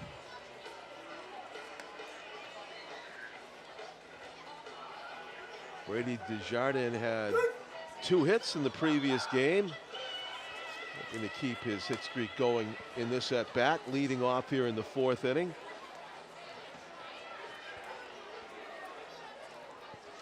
Don't forget, for those of you who are thinking about coming to the stadium, there's fireworks after tonight's game. Do we televise those fireworks? I don't think so, do we? We make Tim O'Neill stay there. Asking if we televise the fireworks. We make Tim O'Neill stay there for another 10, 15 minutes. I don't believe we do. Pete televised the July 4th. Yeah, fireworks. boy, did he ever, huh? He had a long day here that day. Yeah, he did. Yep. Stayed from our morning baseball game right to the end of the festivities. Fastball misses up and away, certainly framing that for an extra few seconds. Now conversation between catcher Craig Corliss and the home plate umpire, but they did not get the call. And what I've seen in the fireworks this year is they haven't really had too much of the night sky when they've done it. Because the games have been ending under 2 hours, under 3 hours. Yeah, so they're dealing with daylight. And the reason they went to 6 o'clock. I mean, they went to 6 o'clock normally, but the reason they kept it at 6 for the Friday night games is back in 2018, they just kept they had to stop the games to do the fireworks. Oh, right. Because the games were taking forever. Yeah, and there was and they were starting at 6:30. Where they couldn't do. Yeah, you can't. Yeah, you can't do them after 10. After 10. Yep. So 3 balls and 1 strike. Ball 4. Yeah. So Rick Montine, the GM, would start them at would stop the game. And now what they've done to try to alleviate some of that this year with the light and get it darker for the fireworks is they'll do the run the bases for the kids first and then do the fireworks. But it all depends on the time. They'll make an announcement, in the 9th inning or so. So leadoff walk. Big mistake. You walk numero 9. Back to the top of the order. Jemison, first pitch swinging. I think he did that last time when he got a hit. Fouls it off.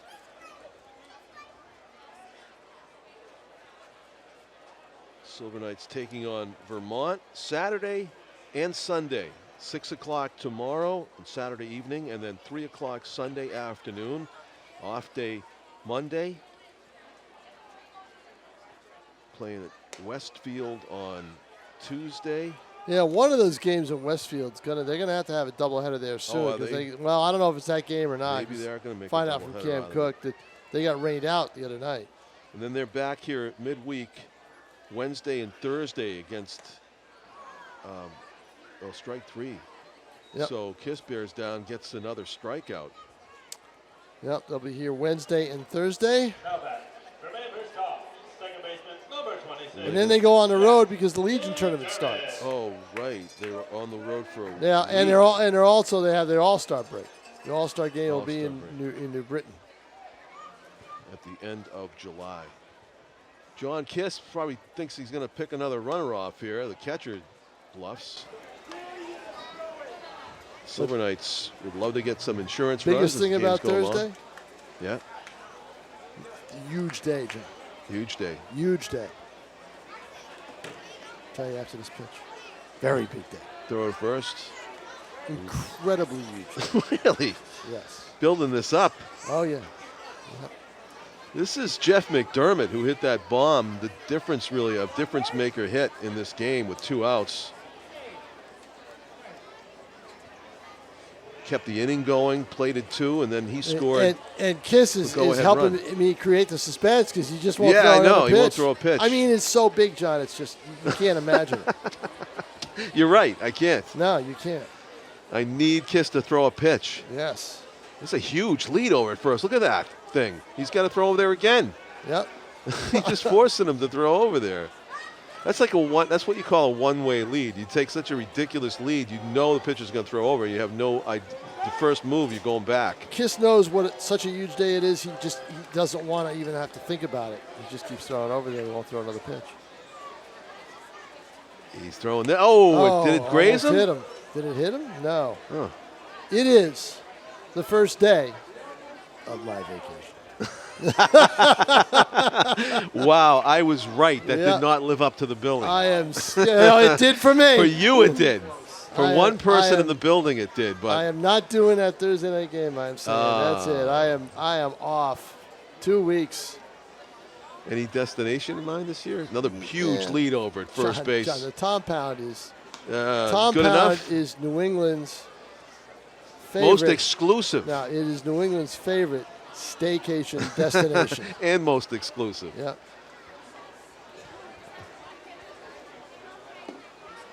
Nice job of picking that one hopper throw from 3-0 now. Yeah, 3-0. 3-0, and I would not green light with a runner at first base. No need, yeah.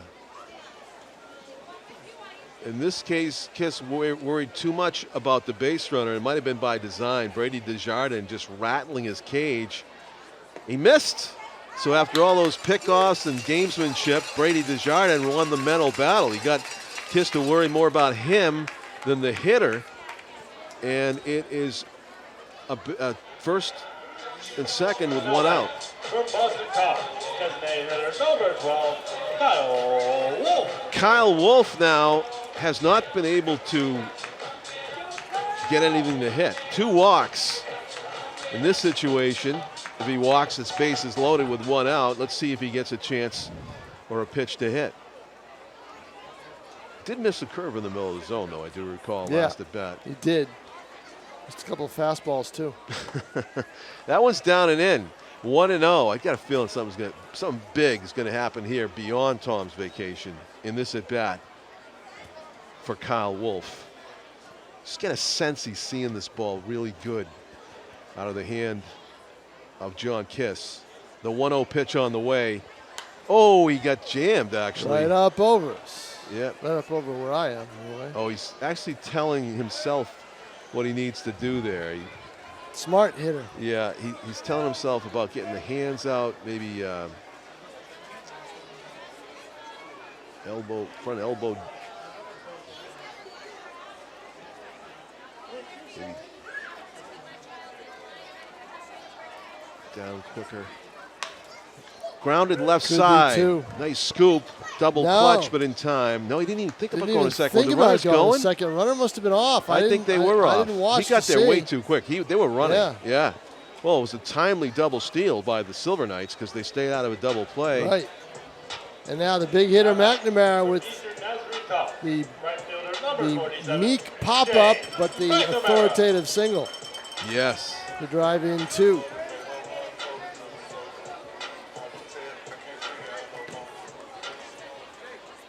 Third time up in this game for McNamara. Yeah, the Macs have it tonight. 2-run double by McDermott and a 2-run single by McNamara. Takes a strike over the outer third. Registers at 80 on the radar count here at Holman Stadium.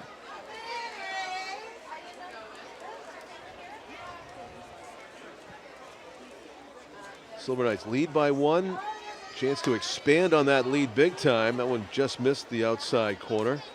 Just looking into the umpire extra there because he's been generous out there until that pitch. 1-1 is the count on McNamara. That's a strike. Yep. So just living on the outside corner is John Kiss here, who's face is in the sun. I don't know if that bothers him at all. Well, Rest if of his I'm body Kiss in the right plate in the now, shade. I go up and in on McNamara. You're going away, go up and in. He'll think it's And pretty yet good they pitch. set out outside again. Foul Strike tipped three. into the Yep, mitt. worked. Frustrating at bat for McNamara. Yeah, frustrating inning. You got two runners on. You want to get some runs across. Sure. And you're not able to do it. As Kiss Couple does a walks, great job. Kiss does yeah. a great job of pitching with that fastball. So Yeah, a couple strikeouts and a ground out, and Kiss gets out of the jam. To the top of the fifth we go, 4-3 Silver Knights. this thing kills me. Dizzy bat. I'd never Oh. recover. I would never recover. I get dizzy from this. watching this So from do up I. here. So do I. You're watching from home. They call this dizzy bat. And there I've they started go. to drive on different roads to avoid the ones that go The S curve. curves Yep. in Hudson. I know where to go where it's more But straight. these kids straightaways. don't. These kids don't. I mean, they didn't do it long enough, but they don't. Get dizzy. No. You know. Yeah. I mean, remember years ago, the Pride games they do it. You see people Fall. crumble. I think we saw somebody get hurt one night. No, what we did was we saw someone get hurt when Monkey Boy had the monkey see, monkey do. Oh, tell me, yeah, you're right. And the guy came down and That's right. tried to do a little bit of a break dance and collapsed and tore up his knee. And didn't we have a delay in game because of the ambulance Oh yeah, and stuff? and get an ambulance and everything Oh else. boy. Hey, Chris- Yes, you're right. Chris Ames, the Monkey Boy, And ACL? he aptly named him Monkey See, Monkey Sue. I think there's something they have to sign before they do it. At least I hope there is. But that's just. Oh no. They do sign stuff. I saw it a few nights ago. I was down shooting from the first base side rather than the third base side just to get some plays at second that way. And I did see a clipboard with paper that people had to, mostly adults had to put their John Hancock to.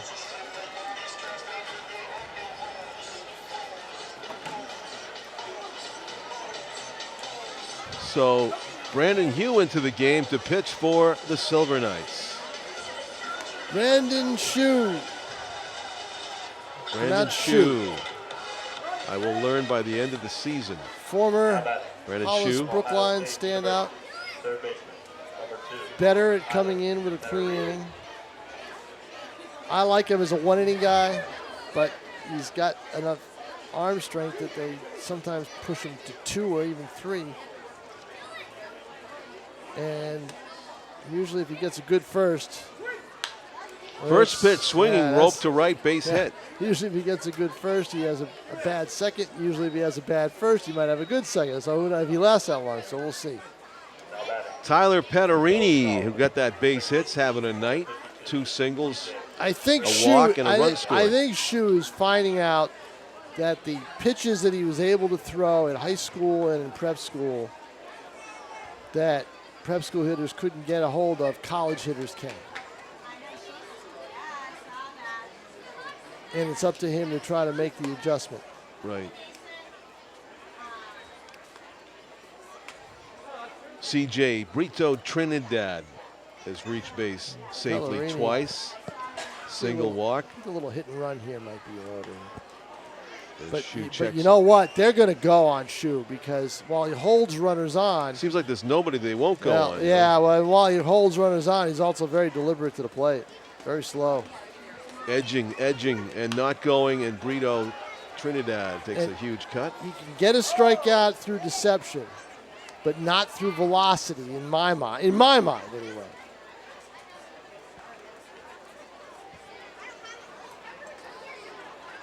Former Telegraph Player of the Year, John. Really? Yeah. Shue.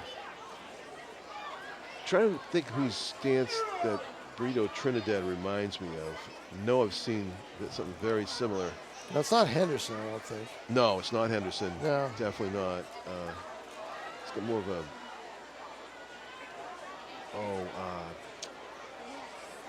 Almost there. That's high. 1 ball and 1 strike. Well, you got 5 minutes to tell us. It might even be Deion Sanders. Yeah, I didn't see enough. I think it might be Deion Sanders. I've seen stand exactly like that. Kind of gets into his legs a little bit and slightly open. So now Shu is in immediate trouble here. Gives up a base hit, and now down in the count, 3-1. The 3-1 pitch, Up high, and ball out. 4. See, He fastball walks him. command is something that he's doesn't have a lot of times, and I'll tell you what, this is a warning sign for them. They ought to get somebody going. Yes, I think you're right. Yep. I am enjoying the heck out of this game, Tom, but it looks like this is going to be my last half inning. Yeah, this is going to be your last half inning. It might be your last batter. Who knows the way the speed exactly. Yeah, there's no outs yet. Speed the game is going.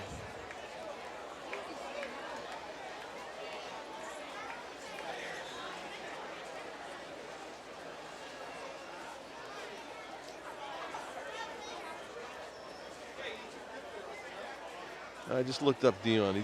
He had a closed stance. He kind of Shu's got him picked. He did the inside spin around move, and they're going to be too late. Third. I think they got him. Safe at third and safe at second. See, they got him, John. I think they got him at third. I think they got the tag on the leg before he reached the bag. I agree. Yep. But again, the umpire couldn't see it from where he was. He was guessing. Yep. And I think he guessed But wrong. there's no argument from the Silver Knights. But I think you know what? Kyle's got to come out and ask if he can check with the home plate umpire on that. Yep, Because he would have seen what you saw. Yeah, I definitely thought he hit. I think if they throw this pitch, they can't do it. Right. They're not going to do it. So, double steal coming out of the pickoff move. The pitch, it's high. And, of course, the mistake they made was they threw back to second rather than just get him in the rundown. You want to get the runner running back to second base to prevent the runner at first from going to second. Right. Got to get in front of him. Yes, exactly. Did not execute the rundown the way they should have. Another day and of Shu practice. Just does you not got bunting have, practice now, you got the rundowns. Yeah, Shu just does not have the command. Bergeron's going to go out. Spencer Bergeron's going to go out and talk to him. But you know what? I have a fast hook with some of these relievers. Tom, I'm looking forward to doing the hockey doubleheader with you on Sunday. I'm sorry I'm going to step out on you right now, but duty calls. All right, John Collins. You're in good hands here with Tim O'Neill and with our Nashua ETV audience. This is a good game, and Tom King will take you the rest of the way, ladies and gentlemen. All right, John Collins, have a good night. Brandon Shu now will face Teddy Schoenfield, who has singled and also took a called third strike.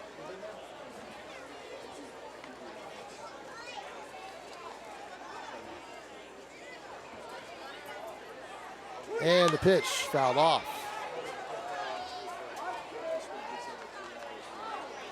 Two balls and a strike to Schoenfield.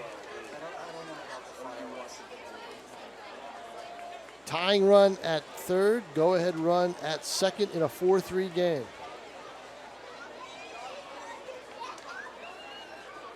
Shu comes to the belt.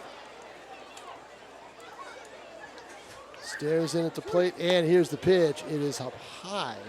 He's been high this entire sequence since he's come in. And down in the count, 3-1, and I don't think there's going to be much more of Shu if he issues this walk.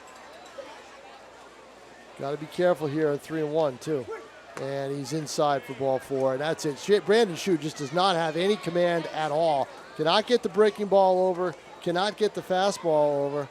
And my guess is, well, they've got a lefty warming up in the bullpen. Now batting. But he's hurrying, but they may have to have him pitch to one more hitter as 2 walks and a single load the bases. So the double steal, what that does is the lack of the pickoff takes away an out. But you'd still have 3 people on base because you would have had Well, you'd have first and second now instead of with one out instead of bases loaded, nobody out, so it was a big difference. Batter now is Nickel. Struck out twice against Wachter.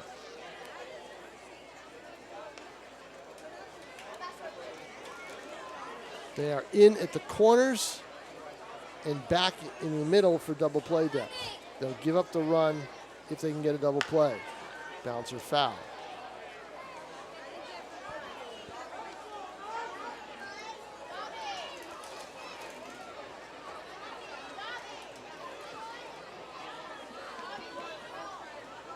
No balls and a strike.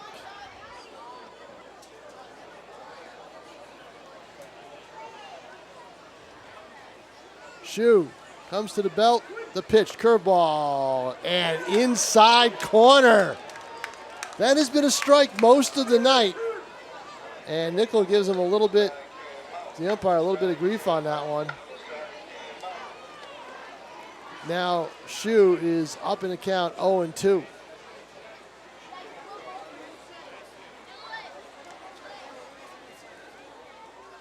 The 0-2, fouled just over the booth.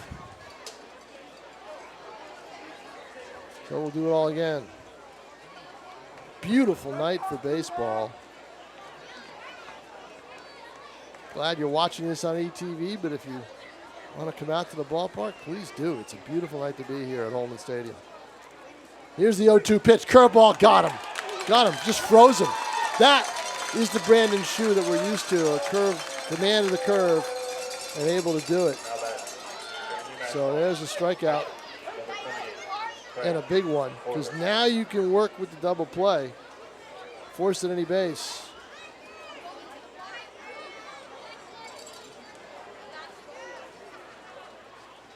Corliss the hitter now for New Britain.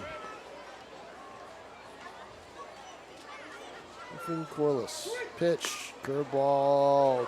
Bazo tries to frame it but doesn't get the call. It's ball one.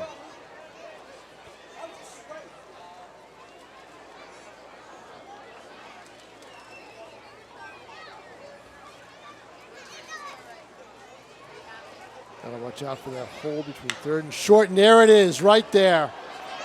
Gotta watch out for that, and you gotta kind of pitch away. One run is in, 2 runs are in. Ball gets by. There's going to be an error on that play, allowing the runner to go to third. So a base hit. New Britain takes the lead 5-4, and his runners at the corners with 1 out. You got to watch out for that hole between short and third with Jamison in on the grass, and Desjardins shaded a little bit towards second.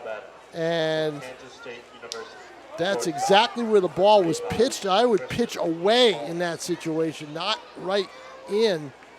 And Corliss did a great job, got the ball right there through that hole, and it's a 5-4 game.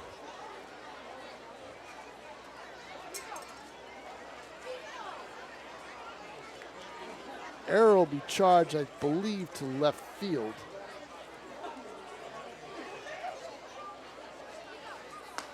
So Shoe comes in and gives up the lead.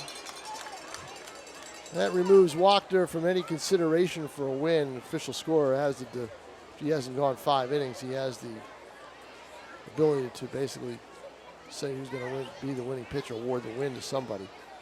But no win to be awarded now, at least not yet.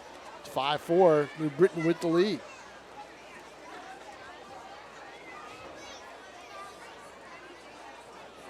Here's the pitch. It's outside for a ball. 1-1. So done in the bullpen. So that means that either Shoe is going to finish this inning or they'll go right to somebody the next misstep that he has. The pitch, nice curve, but a little low. He's down 2-1.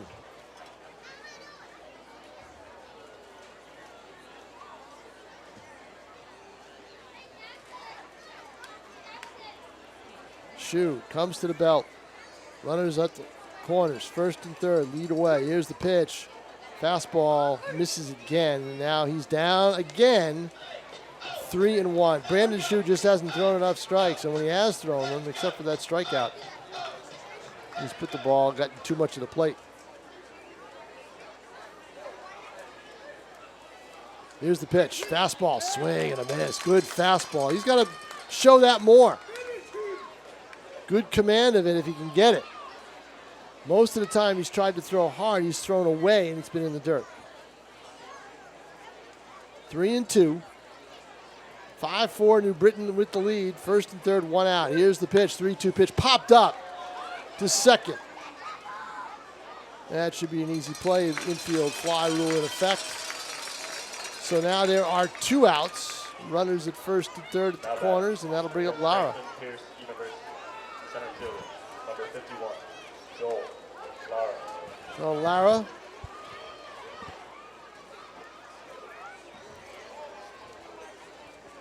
Steps in.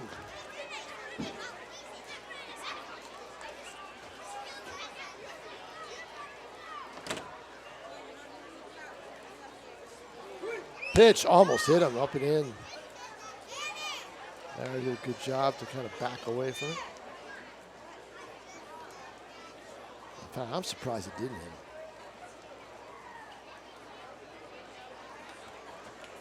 The 1-0 fouled away. It's 1-1.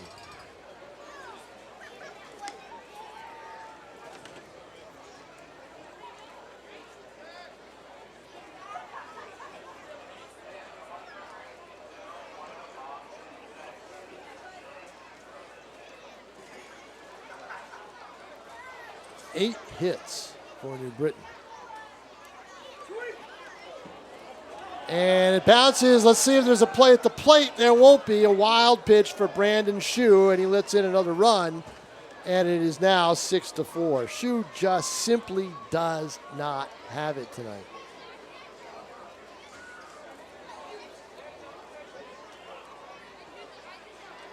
But they'll let him finish this inning, I think, since there are 2 outs, unless he gives up another hit.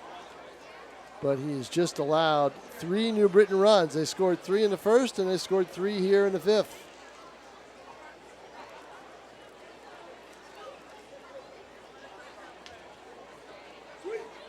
Nice pitch for a strike. It's 2-2, count even.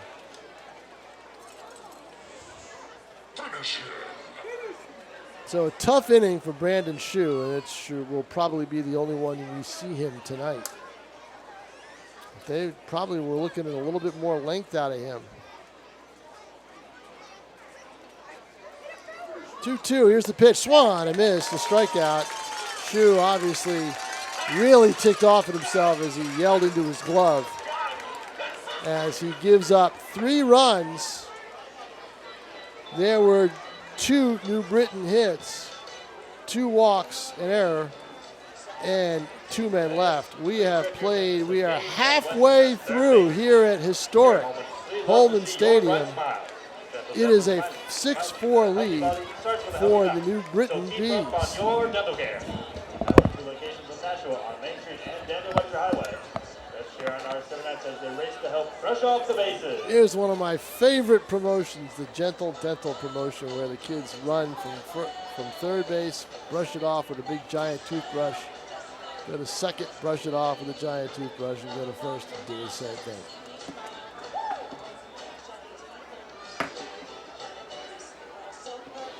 These little kids have a great time here at Holman Stadium. Lots of stuff for them to do. It's on a Friday night. Now, you go here on a Monday or a Tuesday. Well, there's no games on Mondays usually, but you go here on a Tuesday or Wednesday. Not as many kids maybe, but now that school's out, there's more so than there were back in June. But on a Friday, you guarantee that they're going to be here because there's fireworks on a Friday night. And the kids zone is right now completely full. Tons of kids down there doing stuff. And they were on the 4th of July as well. A lot of kids. John Kiss still in the game here in the bottom of the 5th inning.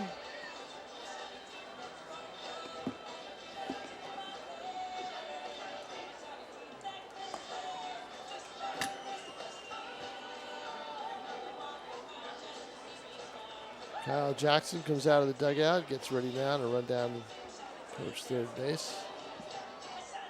Had a 4-3 lead after being down 3-0, but they gave that up. So there was a lefty Warman in the bullpen for Nashua. Then he stopped and got warm pretty quick. Don't know if they'll bring him in, whoever it was. Not sure who it was. Had to check and see. Might have been Noah Wachter, but I'm not sure.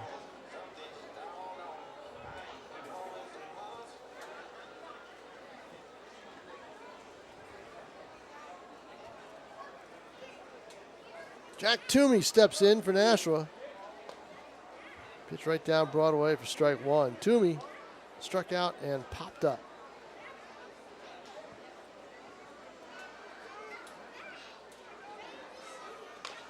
Ground ball in the hole, but takes a nice hop to the third baseman. He throws him out, one away. So Kiss wants to do exactly what a pitcher should do after your team rallies to take the lead. Shut the other team down. Will McLean steps in. McLean singled his last time up.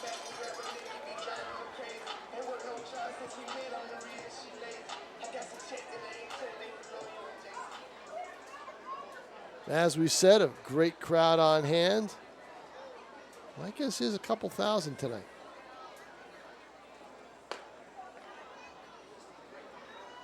It's spread out. There's people all over the stadium. In fact, which I'm glad to see, there's people out there in that left field area, right up beyond the brick wall, watching the game from there. Great vantage point out there to watch the game from out there, and I think they have some stuff that you can do out there as well. They call it the Corona Cabana area. Pitch was fouled off. It's 1-1.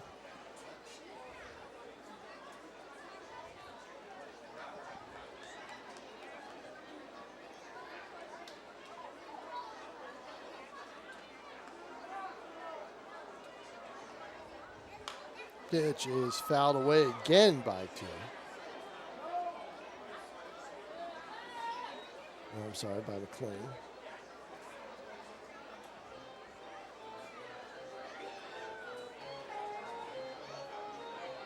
The beer is flowing tonight.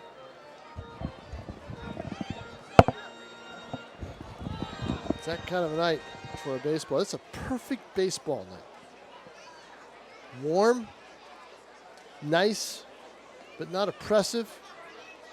And now the shade is taking over the ballpark. Here's the pitch.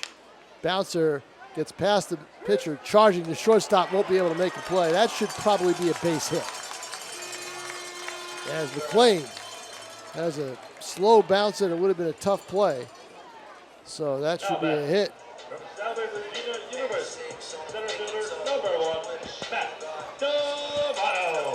And now Matt D'Amato steps in, left-handed hitter, who singled and also struck out. Singled and scored a run back in the 4-run second inning for the Silver Knights.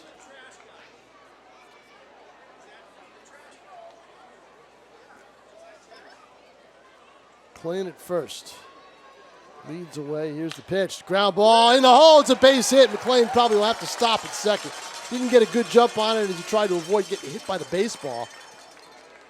So runners at first and second. Second hit for D'Amato. And that'll bring up Greg Bozzo. Bozzo 1 for 2. Single and then grounded to third. Now back for Northeastern University. Catcher number 37, Greg Bozzo. So as Nashua has done all night, they put runners on base every single inning. They only have the 4 runs in the third to show for, or second to show for it. Conference on the mound.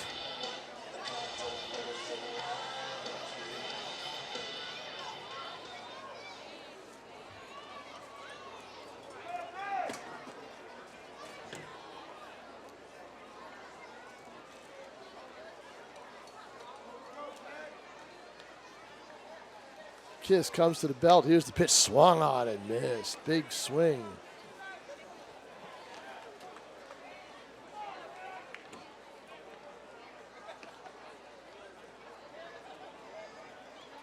The 0-1.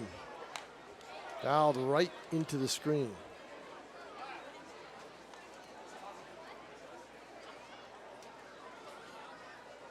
We are in the bottom of the 5th inning here at Holman. It is a 6-4 game. New Britain with the lead. The 0-2 to Bazo. And Bazo will step out. Time is called. This Kiss was watching the runners and taking a little bit too long for the hitter's satisfaction. So Bazo steps back in. We'll do it all over again. 0-2.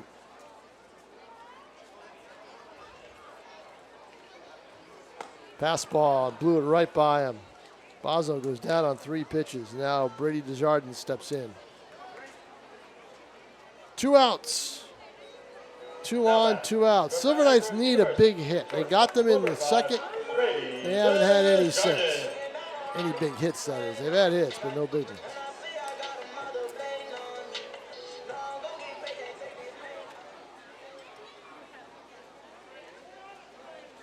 So McLean at 2nd, average speed at best, I think. So I'm just trying to think if it's got to be fairly well hit for him to score from 2nd off the bat at Desjardins. But he can do it. They'll try it, I'm sure.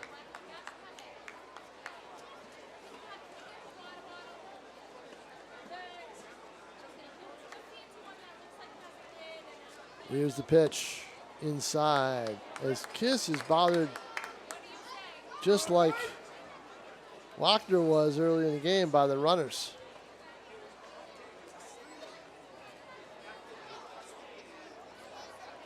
As now Desjardins is up 2-0 in the count.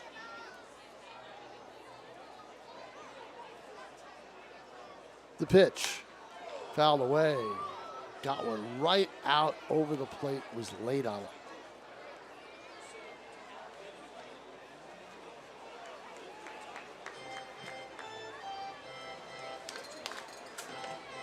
We are in the bottom of the 5th. 6-4 the lead for New Britain.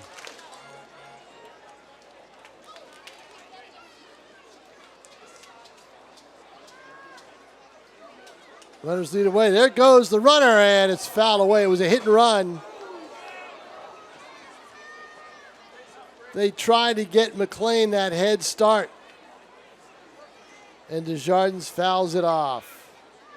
But they definitely try to get the runner the head start, which is a sign to me that they don't feel the speed is there to score from 2nd otherwise. But we'll see. 2-2. Deuces wild. 2 balls, 2 strikes, 2 outs, 2 on. 6-4 the lead. Here's the pitch from Kiss. Check swing. Did he go? Boy, sure looked like it. They're going to appeal.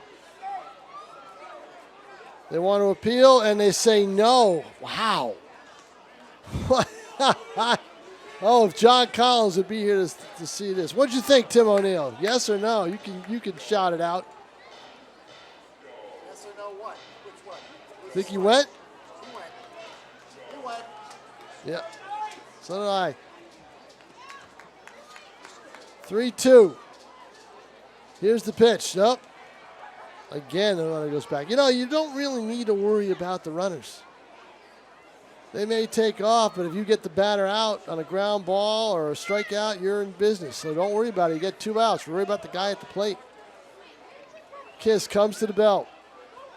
3-2 pitch. Fouled away. Desjardins is giving him a battle.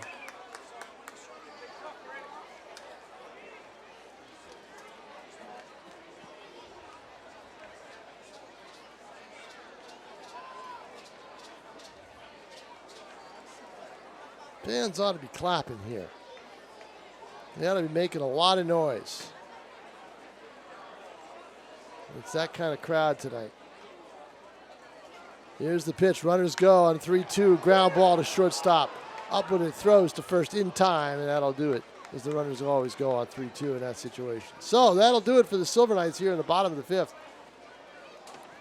They get 2 base runners on 2 hits, but no runs, no errors, and 2 men left on base. So we have played 5 here at historic Holman Stadium, and it is still 6-4 in favor of New Britain. Silver Knights, 13 of their last 14 have been wins. They were 10 and 17. Now all of a sudden they are 23 and 18. 7700. And ask for the Silver Knights room discount today. And we do have a new pitcher, the lefty coming in.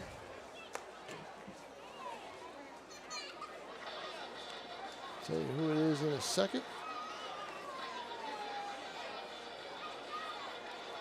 They'll announce him soon anyway. Now pitching for the Silver They're Knights. about to do it now. From Assumption College, number 6, Shay Ryan. Shay Ryan comes in to pitch now, the lefty for Nashua out of Assumption. Attention all Cal Ripken players. This is the last call to pick up your Cal Ripken. One thing that apparel. has killed me here this summer watching In the concourse. This is the these last big call. bags of popcorn. Who can eat that much popcorn? That's a lot of popcorn.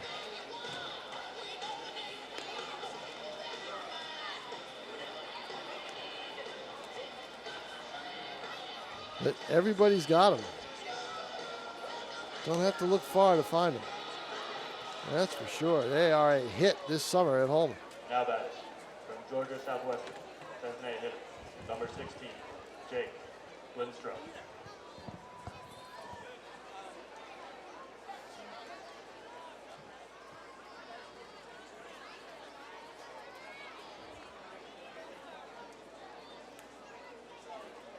Jake Binstrom steps in. Bazo going over the signals with Ryan. Binstrom has singled, struck out, and walked, reached base twice.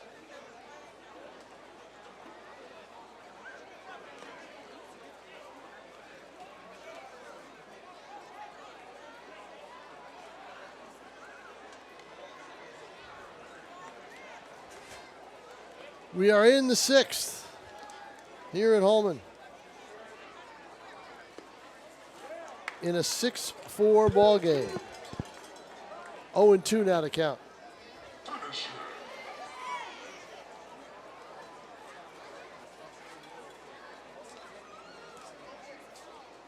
Pitch. Outer half of the plate fouled away down to the left side. So we'll do it again at 0-2. The velocity on that pitch, 50 miles an hour according to the radar gun. Oh, got him. He chose not to swing at that one. He swung at the earlier one, which is about the same type of pitch. So Binstrom goes down for the second time on strikes. Central Connecticut State University, right fielder, number 1, Mike Tornero. Tenero steps in. Reached on an infield hit, popped to second, grounded to short.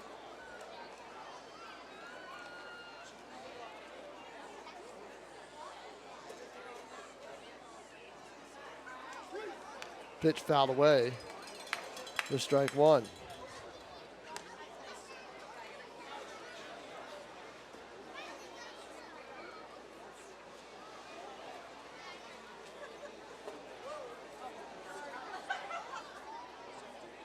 The bullpens are quiet, and there's a fly ball up the alley in left center field, running after it and making the catch. What a great catch by D'Amato. He's got the speed, and he saw it all the way. Toomey was not going to be able to get there, but D'Amato all the way from second with that blazing speed, able to make a great catch. So just like that, there's two away. Play like that doesn't show up in the box score, but it's a nice play. Ryan's first pitch now to Tornero. Popped up. Bazo goes to take a look, but it ends up on the concourse and bounces all over the place. And boy, is there a chase and a battle for foul balls here.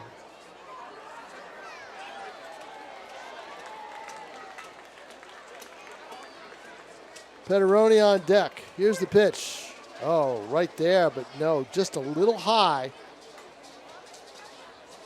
And it's 2-1.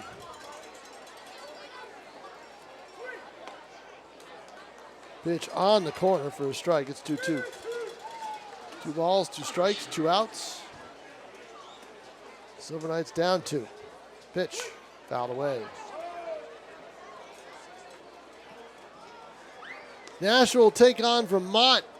Vermont comes in, and when Vermont travels, usually they're going to stay in one place for a little while, and they're going to stay in one place here in Nashua. Just because of the distance, they're not going to go back and forth. So they'll get 2 in here at Holman Stadium. Game time tomorrow night is 6 p.m.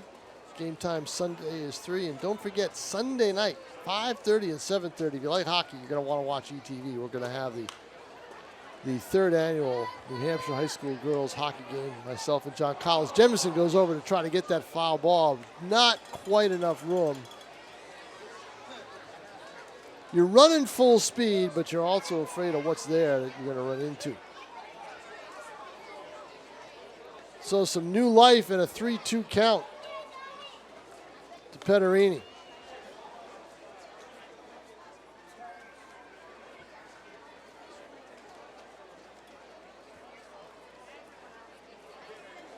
Who has reached base all 3 times and make that all 4 times. No, well, the board was wrong. They had 3-2.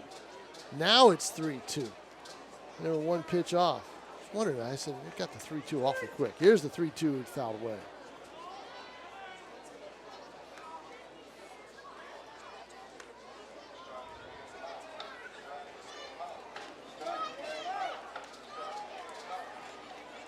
Ryan winds. Here's the pitch. Ground ball up the middle. A hit off of Ryan, and no one's going to be able to cover first. Ryan didn't get over there after the ball hit him. And they may do a courtesy check just to see how he's doing. Colin Morrow, the trainer, takes a couple steps out, but they don't call him over. So what Ryan's got to do is try to make his way over there, but I still think Petterini would have beat it out. So an infield hit for Petterini. He's reached base all 4 times.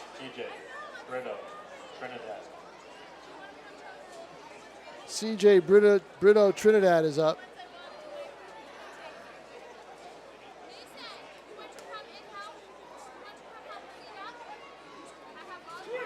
Pitch, gonna throw down to first base. Almost got him, almost. Not quite.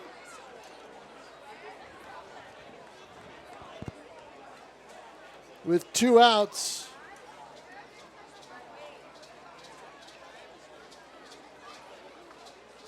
Petterini has stolen in this game. Pitches right down Broadway for a strike. It's 1-1. Looks like they're going to try to get some mileage out of Ryan. No one's been throwing in the Silver Knights bullpen, which means he'll probably be around for another inning. Runner leads away. Pitch. Hit deep to left field, going back and Toomey, and it is gone.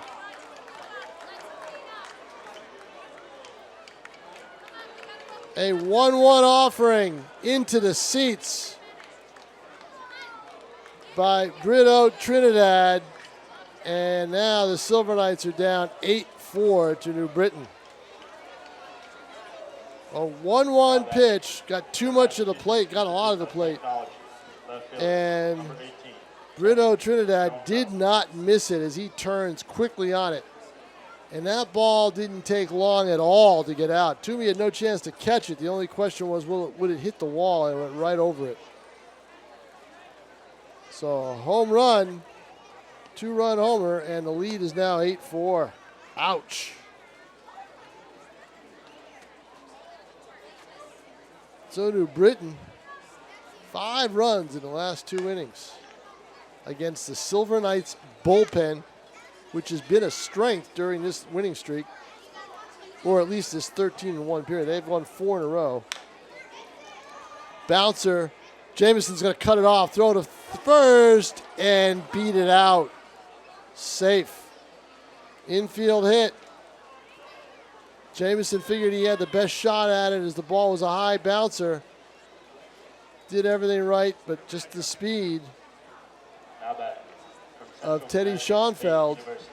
did the trick. So an infield hit Jeff Nickel. and 11 hits for New Britain. They can hit the ball. And they're up 8-4. Looking for more. Grounded to third. Jamison this time has it, takes his time, throws to first in time, and that'll do it. But not before the Bees buzz again. 2 runs on 3 hits. The only ones that really mattered were Petterini's infield hit and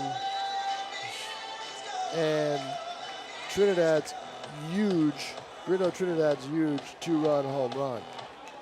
And now here we go. Love is gone. Something that they do every time in the bottom of the 6th inning. Tradition here for the Silver Knights. The fans love it. It's been this way ever since year 1. Of course, a little bit more enthusiasm when they're winning, but they'll take it.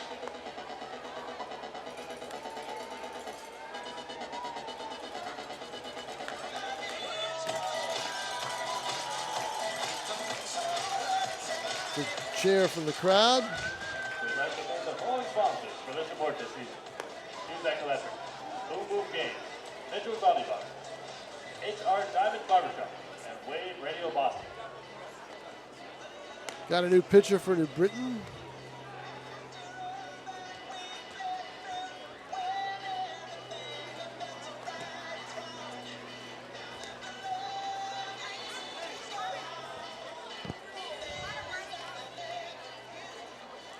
Now pitching for New Britain, Brooktown College, number 52, TJ Brito, Trinidad. Well, guess what? That's Brito Trinidad who's on there. The home run kid. So they just take him. I was wondering why Gedden was down there giving all sorts of instructions to the umpire. They take him away from second, and they put him on the mound.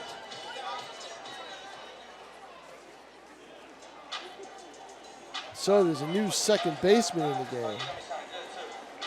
Now batting from St. Thomas Aquinas College. Brito Trinidad, after giving his team a 4-run lead, is now going to take command of this game. Jamison steps in. 0 for 3 tonight.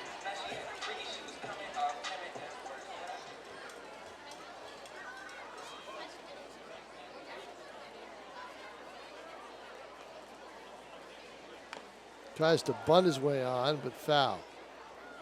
Third baseman play it back. Not a bad idea if you just want to start a rally, but Silver Knights need a lot of base runners. Down 4 here in the bottom of the 6th, 8-4.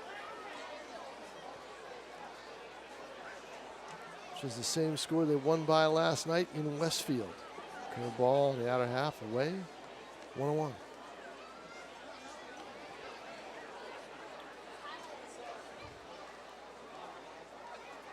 Brito Trinidad winds, and the pitch popped up, and it's playable at third base. Easy out there, almost. Well, almost. But there's one away. Jamison 0 for 4 in the leadoff spot on the Now night. batting from Amherst College, second baseman number 26, Jack McDermott. McDermott steps in. Reached on an error, doubled in 2 runs and walked, so he's been on base all 3 times.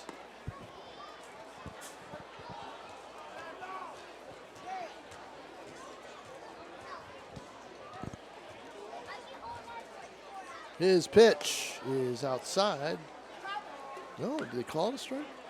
No. Yes, he did. 0-2.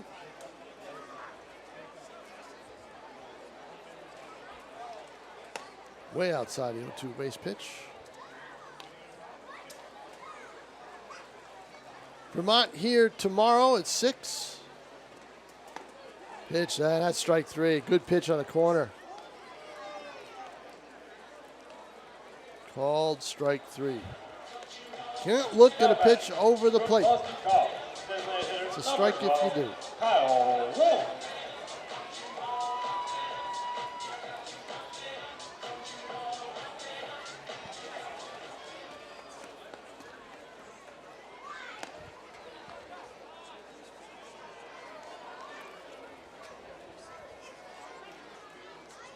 There is activity in the Silver Knights bullpen. Pitch, a booming shot, but foul by Wolf. Needs to straighten that out as he goes over his swing at the plate.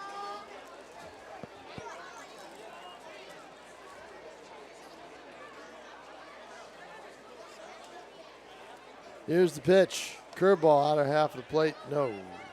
Good eye by Wolf not to chase it. 2-1.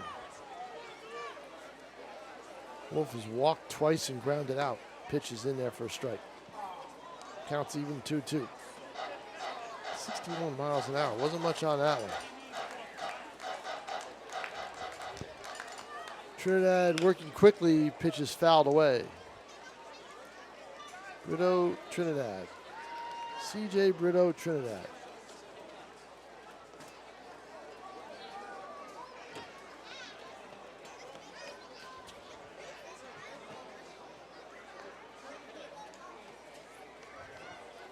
Here's the 2-2. Fly ball, right field, very easy, playable, and caught, and that'll do it for the Silver Knights. So, after they have scored 5 unanswered runs, and I believe in the booth it is dinner time.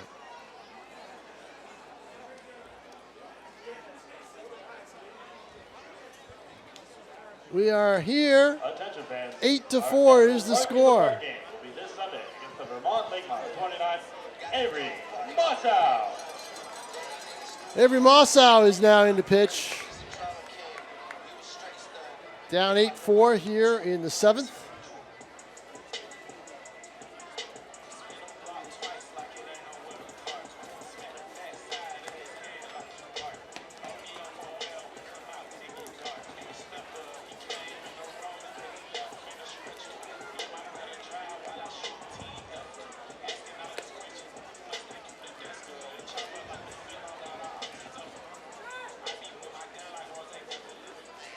My guess is they will have a dark sky tonight. Hampshire, number 28, Craig Corliss.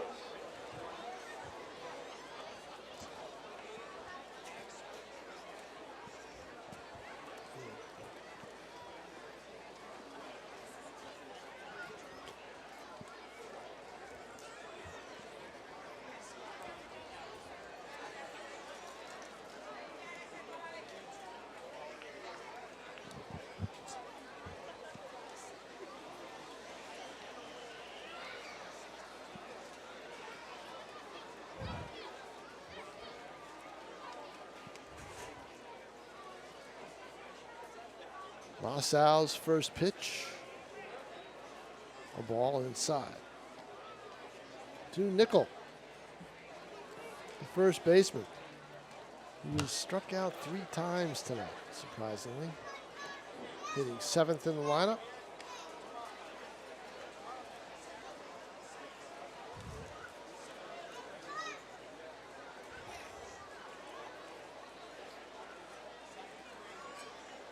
Pitch is outside for ball.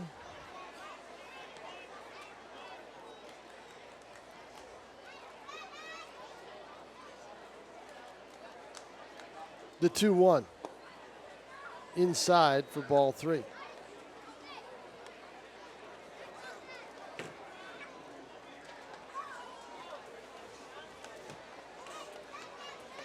Mossow works quickly, winds, pitch for a strike. Good pitch. I think there's something wrong with the gun. That was a lot harder than 45 miles an hour, so the gun is way off. Mossow winds, delivers, fastball, grounded to third. Jameson can't make the play, goes underneath him. Hard hit, but was playable. That should be an E, and I believe it is. I think they put it right up. Now batting from Kansas State University, shortstop, number 25. Was right there. He tried to short hop it. He goes under his glove for an error. And Mossow, who struggled this season, he needs his defense to play well behind him, not give the other team extra outs and make life tougher for him.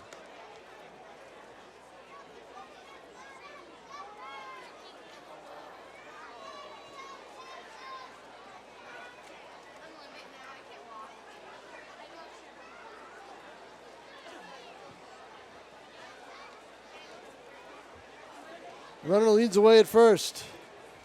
Here in the 7th, it's 8-4 in favor of New Britain. Pitch. Good pitch. 0-2 now.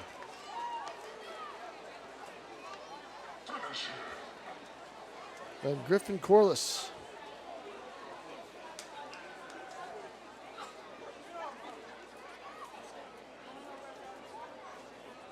And the pitch, fastball swung on and fouled away. Put a lot of his body into it.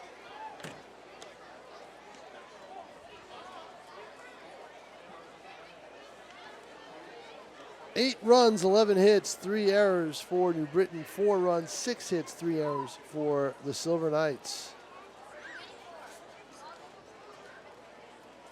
The pitch swung on and missed. Nice pitch by Mossau. Outer half of the plate. Now back from Franklin Pierce University, center fielder, number 51, Joel Lara. So now Lara steps in.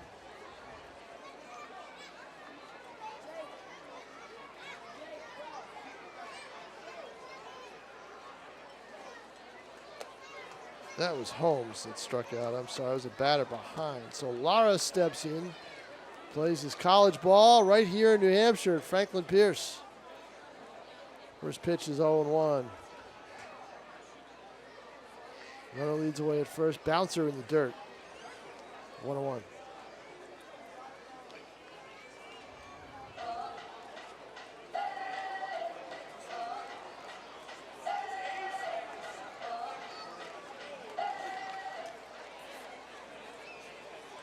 Moss out to the belt.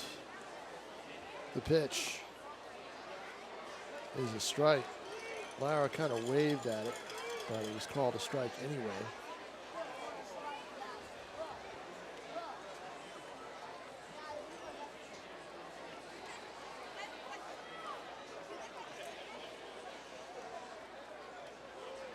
Pitch.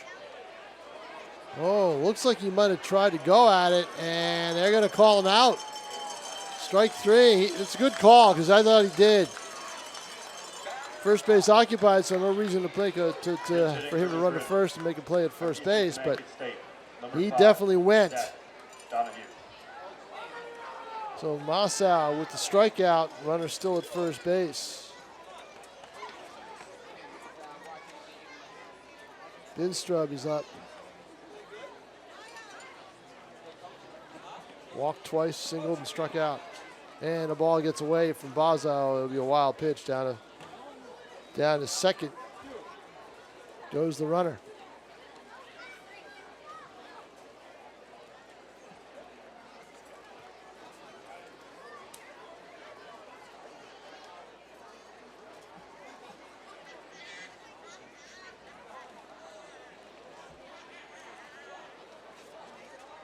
The 1-0. Swung on and missed. 1-1.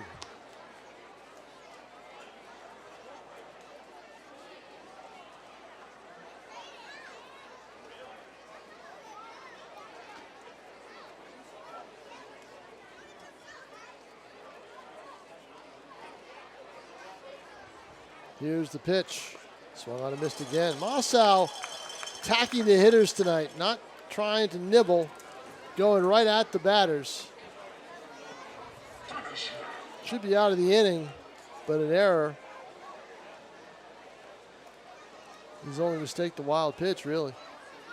He's got 2 strikeouts in the inning. Comes to the belt. Runner leads away at second. The 1-2. Just missed, a little low. The outer half of the plate. 2-2, counts even.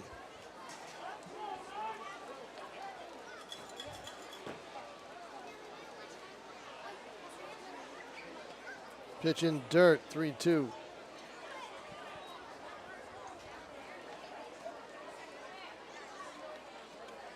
So the runner will be running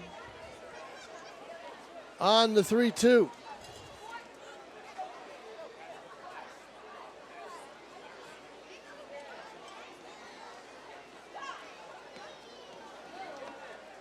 The pitch.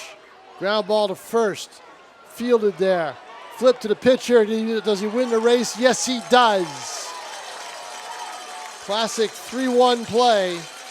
And the Silver Knights are out of the inning. Finally a goose egg for New Britain. No runs, no hits, an error, and a man left. We have gone 6.5 here at Holman Stadium. And the score, it is New Britain 8, Nashua 4.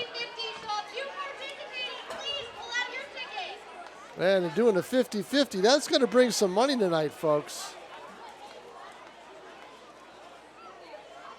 All right, folks, how we doing? The numbers are 656-7908. One more time. 656-7908. If you are the winner, please meet me out in the concourse. Thank you, guys. Attention, folks. We are now entering the bottom of the 7th inning, which means this is the last call from our Silver Knights Tavern and Beer vendors. Bottom of the 7th. Ladies and gentlemen, I'll shut the beer off after this half inning. Out of your seats for the playing of Take Me Out to the Ballgame.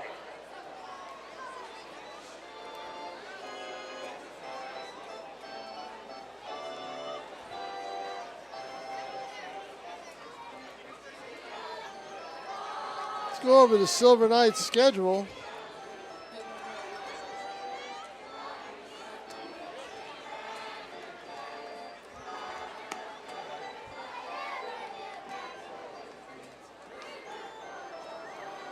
Tomorrow, Vermont, as we said, coming in. And they'll be here again on Sunday. Tomorrow's game is at 6. Sunday is at 3. And then they'll be off on Monday, hit Westfield on Tuesday for a 6:30 game. The Worcester Bravehearts are in here on Wednesday for a 6 o'clock game, followed by the Pittsfield Suns on Thursday, the 21st. And then the Knights don't return home until the 29th. Gone for a week, as Pittsfield will be in town that night. They'll be in town on Friday and Saturday. Norwich will be in town on Saturday, the 30th, to end the month of July. To end the month of July at home. The road trip, back-to-back games in Brockton, game in Norwich, off day on Monday, all-star game on the 26th, and then they go to Vermont on the 27th and Pittsfield on the 28th. And that is your Silver Knights schedule. The season will end here at Holman Stadium on Sunday, August 7th. Shane Mcnamara steps in. He's down the count 0-2. Pitch is up and away for a ball.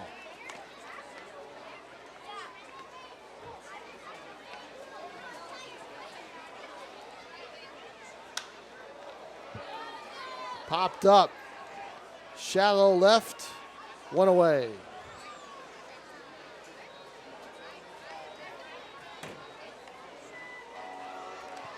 Now batting from College of the Holy Cross, left fielder number 32, Jack Toomey. Jack Toomey steps in. He's 0 for 3 on the night. Struck out, popped out to second, and grounded to third.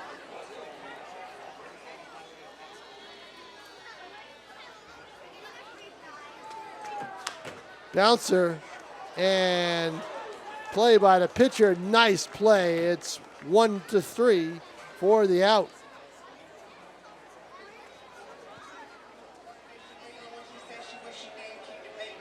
Good play by First baseman number 31, Brito Trinidad. McLean. That's the fielder in him because he was playing second base. So you know he can field the position. And he did just there.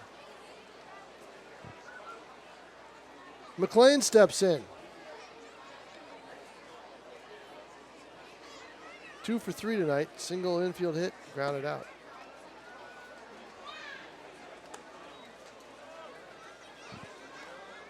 Will McLean. One of a few Londonderry kids on this team. Here's the pitch. Bouncer to first. taken there, and the flip to the pitcher for the out, and it's a quick. There were only about 6 or 7 pitches thrown right there by Brito Trinidad. It's a quick 1-2-3 inning. We played 7 here at Holman. It is 8-4, and I would imagine when you have the fireworks tonight, they will be done in front of a dark sky, as with 8:22 already. And we've got 2 innings left to play. Or stop by the New Balance Training Center right here in Nashua. So in the Futures League, the top 4 teams make the playoffs. The standings as going into tonight: Vermont clear and above, the defending champion and the best team in the league right now at 31-12, having another impressive summer. The Nashua Silver Knights second, 23-18, 7 games back. New Britain 22-20, right behind them, and then Westfield is 20-21. Boy, I'll tell you, Westfield came in here on Memorial Day and just knocked the ball all over the park, and you're like, oh boy, this is going to be one of those teams, and they have just not lived up to what they were doing at the beginning of the year. They are in 4th place. So if the season were to end today, it would be Nashua against New Britain in one semifinal round, best 2 out of 3, and Vermont and Westfield in the other.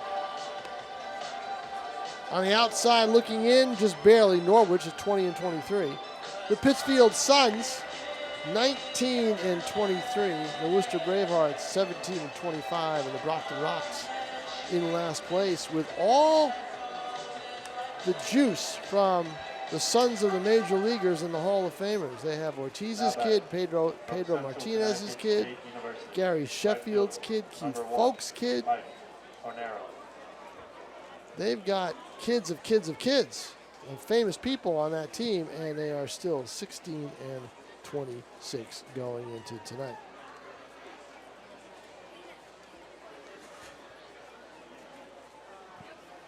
So stepping in now, Torniero, 1 for 4. Reached on an infield hit and scored a run in the first. Rossau delivers fastball. 1-0.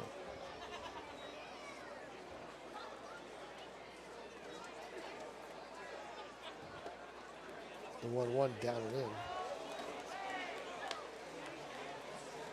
Oh, it's called strike. Wow. Well, down and in to me, but called for a strike. 1-2. Mossau, the big lefty, winds, delivers pitch, punched out to right field. It's going to drop for a fair ball and a base hit, and going to try to take second base. Here's the throw, and he's going to be in there as the ball gets away. Heads up play by Torniero as he just takes off with his speed. Britain's got it. They've got speed to burn, and they're going to take any extra base they can. So a leadoff double on a punch ball to right field where no one could get to it.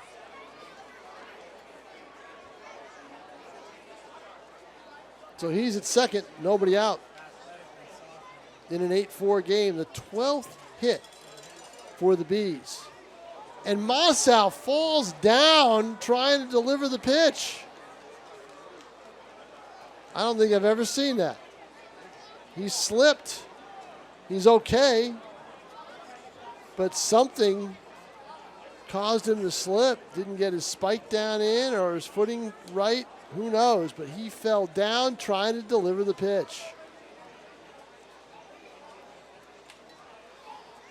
And unfortunately, because of that, the runner took third easily because time wasn't called.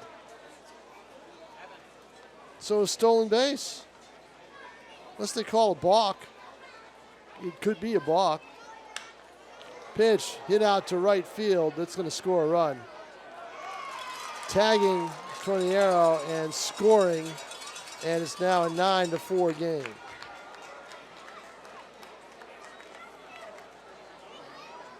So that had to be a balk on the pitch when he fell allowing the runner to go to third. He would have probably stolen it anyway. Second baseman, number 52, CJ. Because no play could have been made there. So, and now New Britain, 6 unanswered runs since they were down 4-3. Pitch is a strike by Mossau. Bases are now empty, 1 out.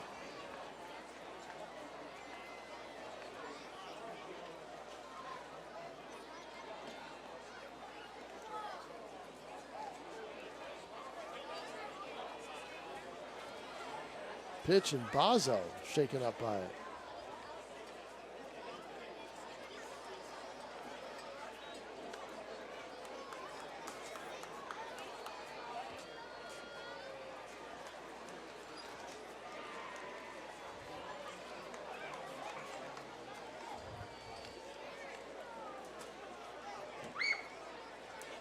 Here's the pitch. Down low. 2-1.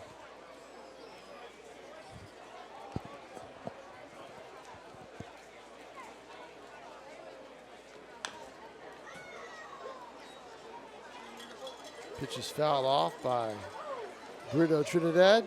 Does it all.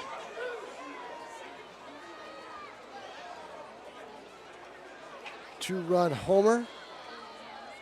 Played second. And is pitching in relief.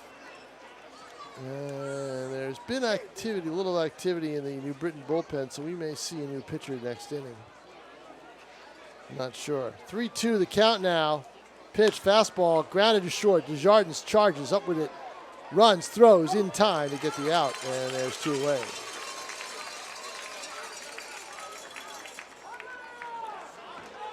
Now batting from Massachusetts Institute of Technology, left fielder, number 18, Teddy Schoenfield. Teddy Schoenfield steps in.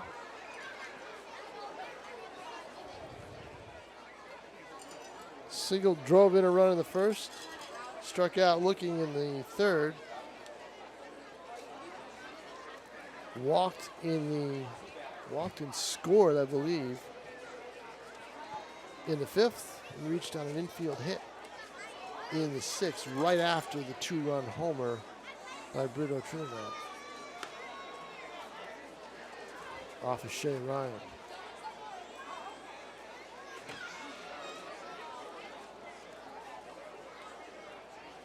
The 1-0 delivery is in there for a strike, 1-1.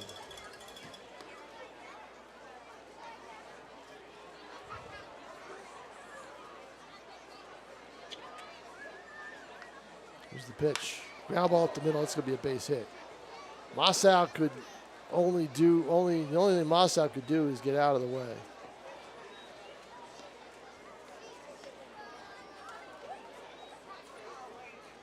So another base runner and the 13th hit of the night for New Britain. Boy, they like this warm weather here in Nashua. They have just pounded the ball tonight. A lot of ground ball singles through the holes.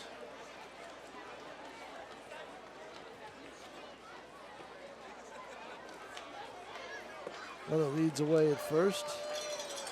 See him on the left against the lefty trying to steal. Be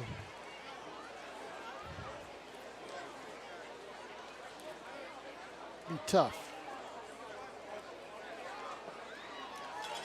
Swing and a miss.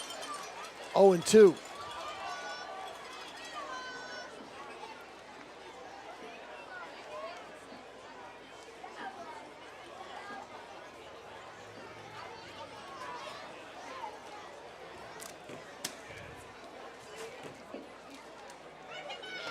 Runner fakes, throw to first. He's safe at first. Time is called. Oh, swung on and missed. Strike 3. Was watching the play at first and not the runner, but swung on a miss for the strikeout. Mossau gets it, and that'll do it for the Bees. But they do pick up a run on the double, the balk, and the sacrifice fly. So we are going into the bottom of the 8th here at Holman. It is New Britain 8, and Nashua 4. After the last out of today's game. Now batter from Salve Regina University, center fielder number 1, Mac D'Amato.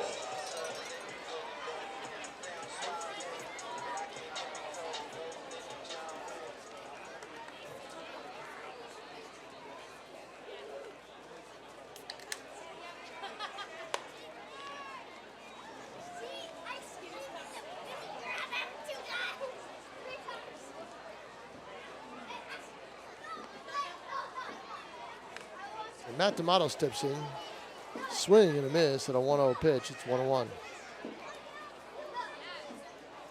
Clay D'Amato shade him a little bit towards the right side.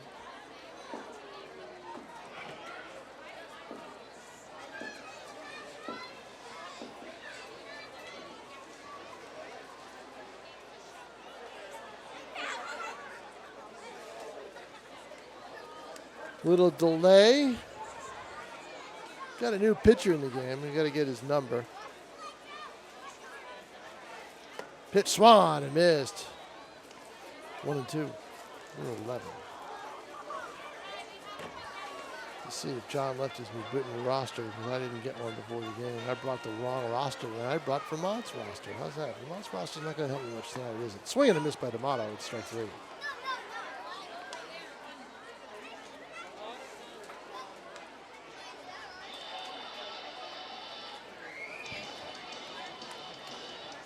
New Britain pitching Number 37, Greg has retired 9 straight Silver Knights hitters. So it's been a battle of the bullpens, and we know who's winning that one. Pitch is up and in.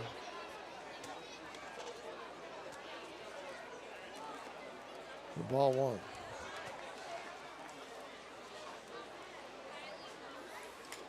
Pitch oh, I thought I had the inside. Well, inside, got the corner, 1-1. To Greg Bazzo, the catcher. Pitch, curveball.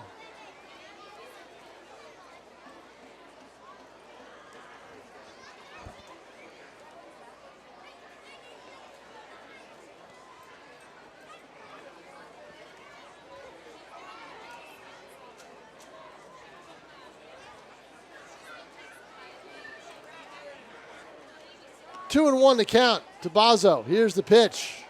Fastball, Swan a miss, strike 2. 1 out, nobody on. We're in the bottom of the 8th, 9-4. New Britain with a commanding lead now in this game. Wind up and the pitch. Swing on and missed. You could tell Bazzo just did not have it in terms of being able to catch up to that fastball. And it is now 2 outs and nobody on. And that'll bring up Brady Desjardins. From Niagara University, shortstop, number 5, Brady Desjardins.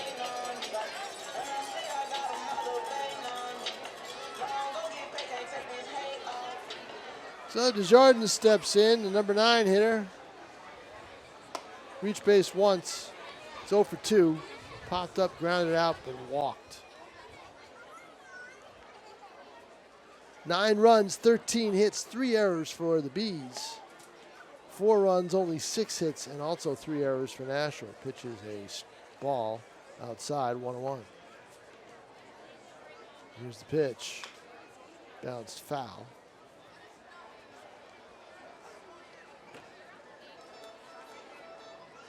Vermont in here tomorrow at 6 p.m. Then they're here again on Sunday at 3.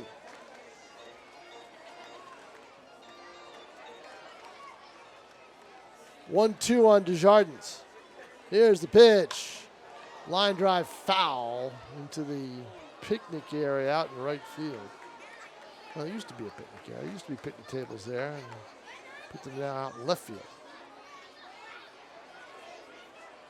They have them further around the corner out of harm's way in right field. Pitch is a curveball that doesn't bend, and Desjardins ducks. 2-2. A lot of people still out in left field. Kids area is still somewhat open. The 2-2 pitch. Bounced foul and took a lot out of Desjardins as he lost his balance and almost made it all the way out to the pitcher's mound. So we've seen a pitcher fall down. We've seen a batter almost twirl his way all the way out to the mound.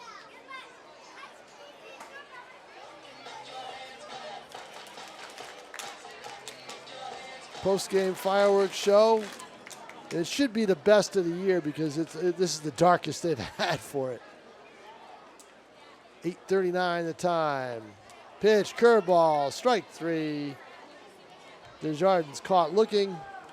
That'll do it. 3 up, 3 down, nothing across. 1, 2, 3, 4, 5, 6, 7, 8, 9, 10. 11 straight retired by the Bees. And we have played 8 full here at historic Holman. The score is New Britain 9 and Nashua 4. You're watching Silver Knights baseball here on Nashua ETV, the education station. Tim O'Neill on camera. Pete Johnson, our executive producer. He's nowhere to be found. He's off and away. John Collins did play-by-play. He's nowhere to be found. He's off and away. So you're stuck with me and Tim O'Neill. Tim O'Neill doing a great job on camera. I'm Tom King.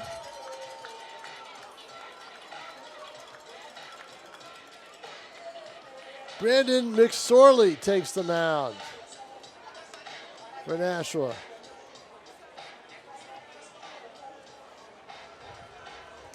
Nashua trailed 3-0.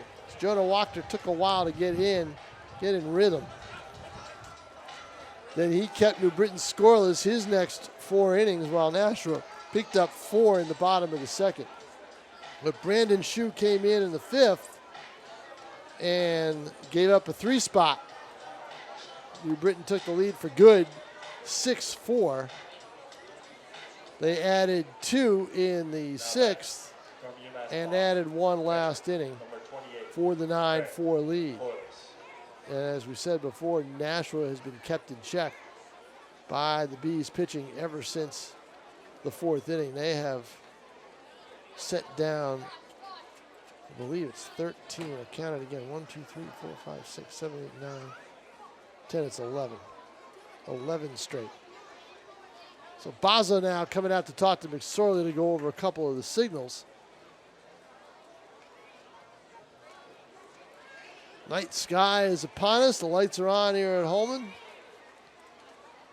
And it should be a great fireworks show after the game.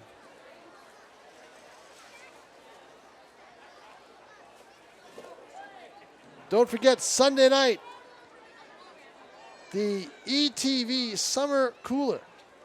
It'll be the 3rd annual New Hampshire High School Girls Hockey All-Star Game, Invitational All-Star Game. 5:30 freshmen and sophomores, 7:30 juniors and seniors will play. Teams are all named after the New Hampshire Olympians. Check it out online. All the info on the game and who's in it. A few locals are in the game, including Julie McLaughlin from Bishop Girton. If you're a graduating senior, you can still play in this game. So Julie McLaughlin will play, and also I believe Jenna Lynch, her teammate at Bishop Girton, they've played in this game, I think, 3 years running now. So hockey on tap. Ground ball taken by Jamison, cut it off, throws to first low, but scooped for the out, and is one away. Now batting from Kansas State University, shortstop, number 25, Christian Holmes. Christian Holmes out of K-State, Kansas State. The shortstop, hitting 9th in the order.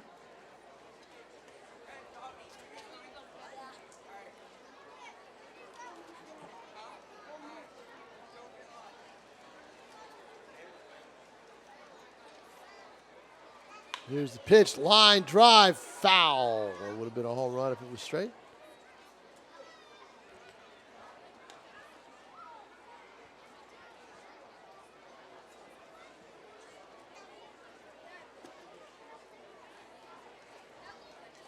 Oh and 1. Here's the pitch. Away, 1-1.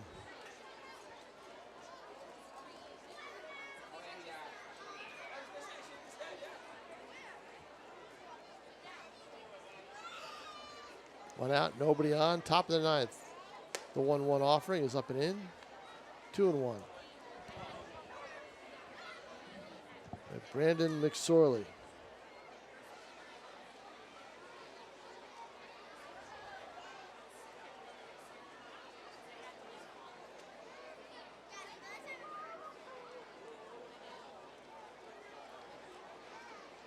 Here's the pitch way outside, goes to the backstop. So 3-1 to count. Sorley just not quite in rhythm.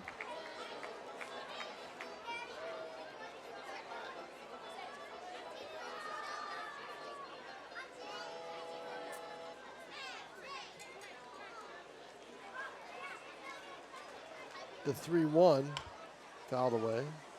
3-2.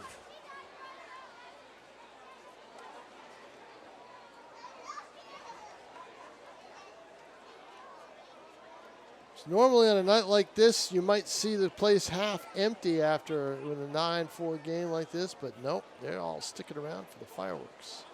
Big crowd on hand here at Holman. I would imagine over 2,000 tonight. You can always tell if it's a big crowd if you get here before the game and the parking lot's already full.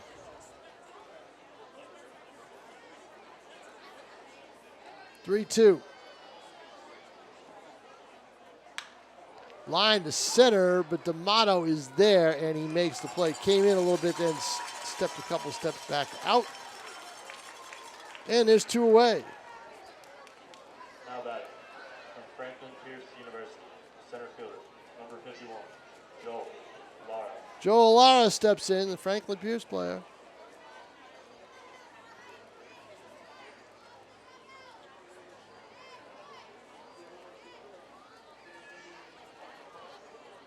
Lara tonight in the leadoff spot.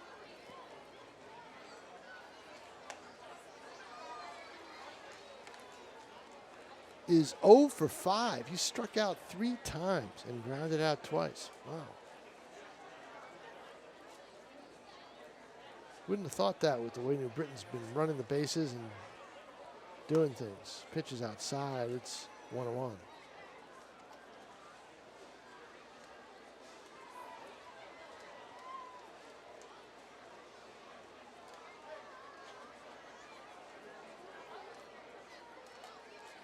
Pitch, swung on and missed.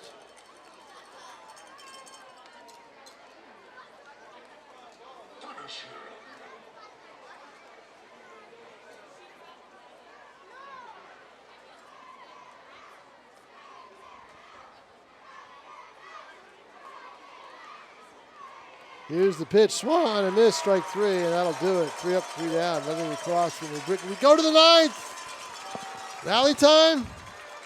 We'll find out the score after 8.5. It is Nashua trailing New Britain 9-4 here at Holman Stadium. Today's player of the game is Nashua's Jack McDermott. Jack McDermott is the player of the game for Nashua. So McDermott, let's see what he did on the night.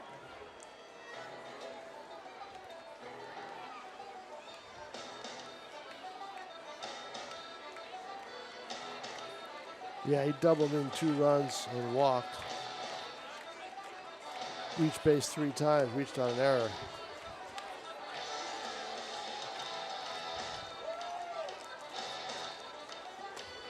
So we go to the bottom of the 9th inning, bottom of the last inning.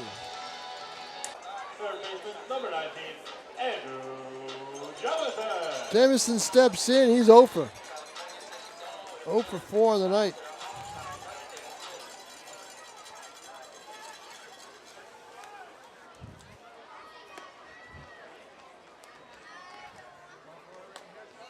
First pitch is a ball outside, 1-0. Fastball is up and in, 2-0. Got a 5-run lead. You just want to throw strikes. Don't forget the fireworks show will be right after. Well, I think they run the base. No, they did the fireworks first. Then the kids run the bases. All the kids are all down there waiting to run the bases on the third base line. So I don't know which is going to be first. Usually they'll do the fireworks first unless it's early. Pitch is a strike. Jamison thought it was inside. 3-1.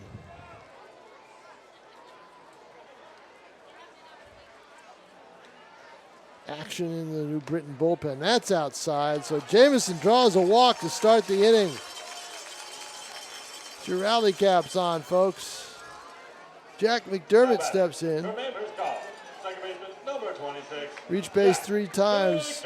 Error, walk, doubled in 2 runs, and took a pitch looking.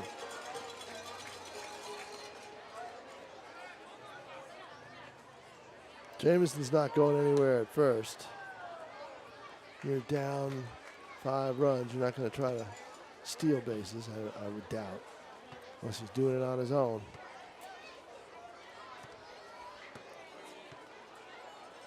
So now a little chat on the mound. Go over a couple things. Catcher points to the infielders. I don't think they have to worry about a whole lot. I mean, you got a runner at first, but you got a 5-run lead here. Just concentrate on getting the hitter out. The 1-0 to McDermott is coming. Here it is. It is a strike for a 1-1.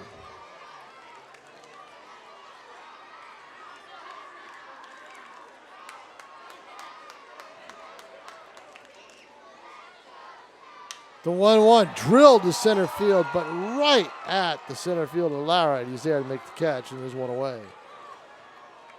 That'll bring up Kyle Wolf. Reached base 3 times, but 2 walks. Actually, reached base twice. 2 walks, ground out, fly out. He's hit a couple balls hard, but foul.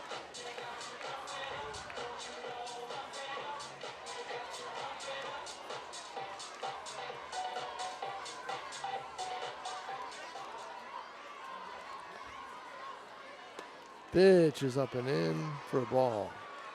1-0.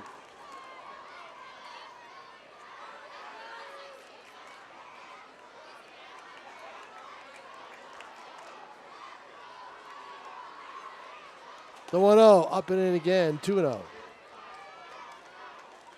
Trying to jam Wolf. They know he's a good hitter.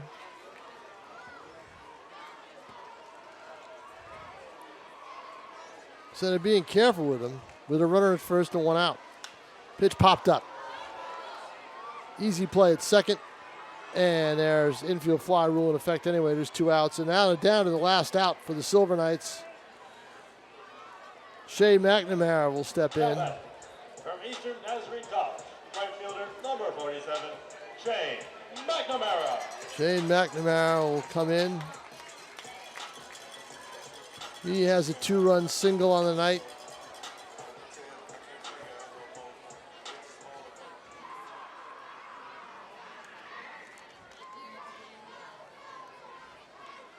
So New Britain, if they hold on here, which they likely will, well, you never know in baseball, they'll be within a half a game of second place with Nashua. Nashua will fall to 23-19. New Britain will go to 23-20.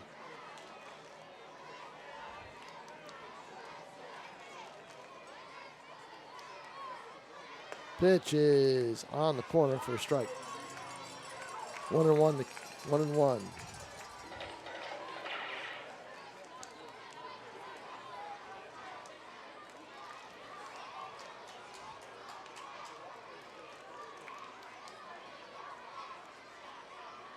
Swung on a miss.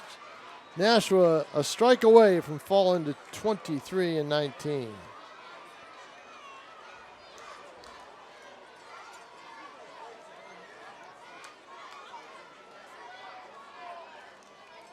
The 1-2 is coming. Here it is. Line drive right to first base, and that will do it, everybody. The final score here from Holman, everyone. The New Britain Bees 9, the Nashua Silver Knights 4. Thanks to John Collins, our cameraman Tim O'Neill, and our executive producer Pete Johnson. I'm Tom King saying good night, everybody, from Holman Stadium.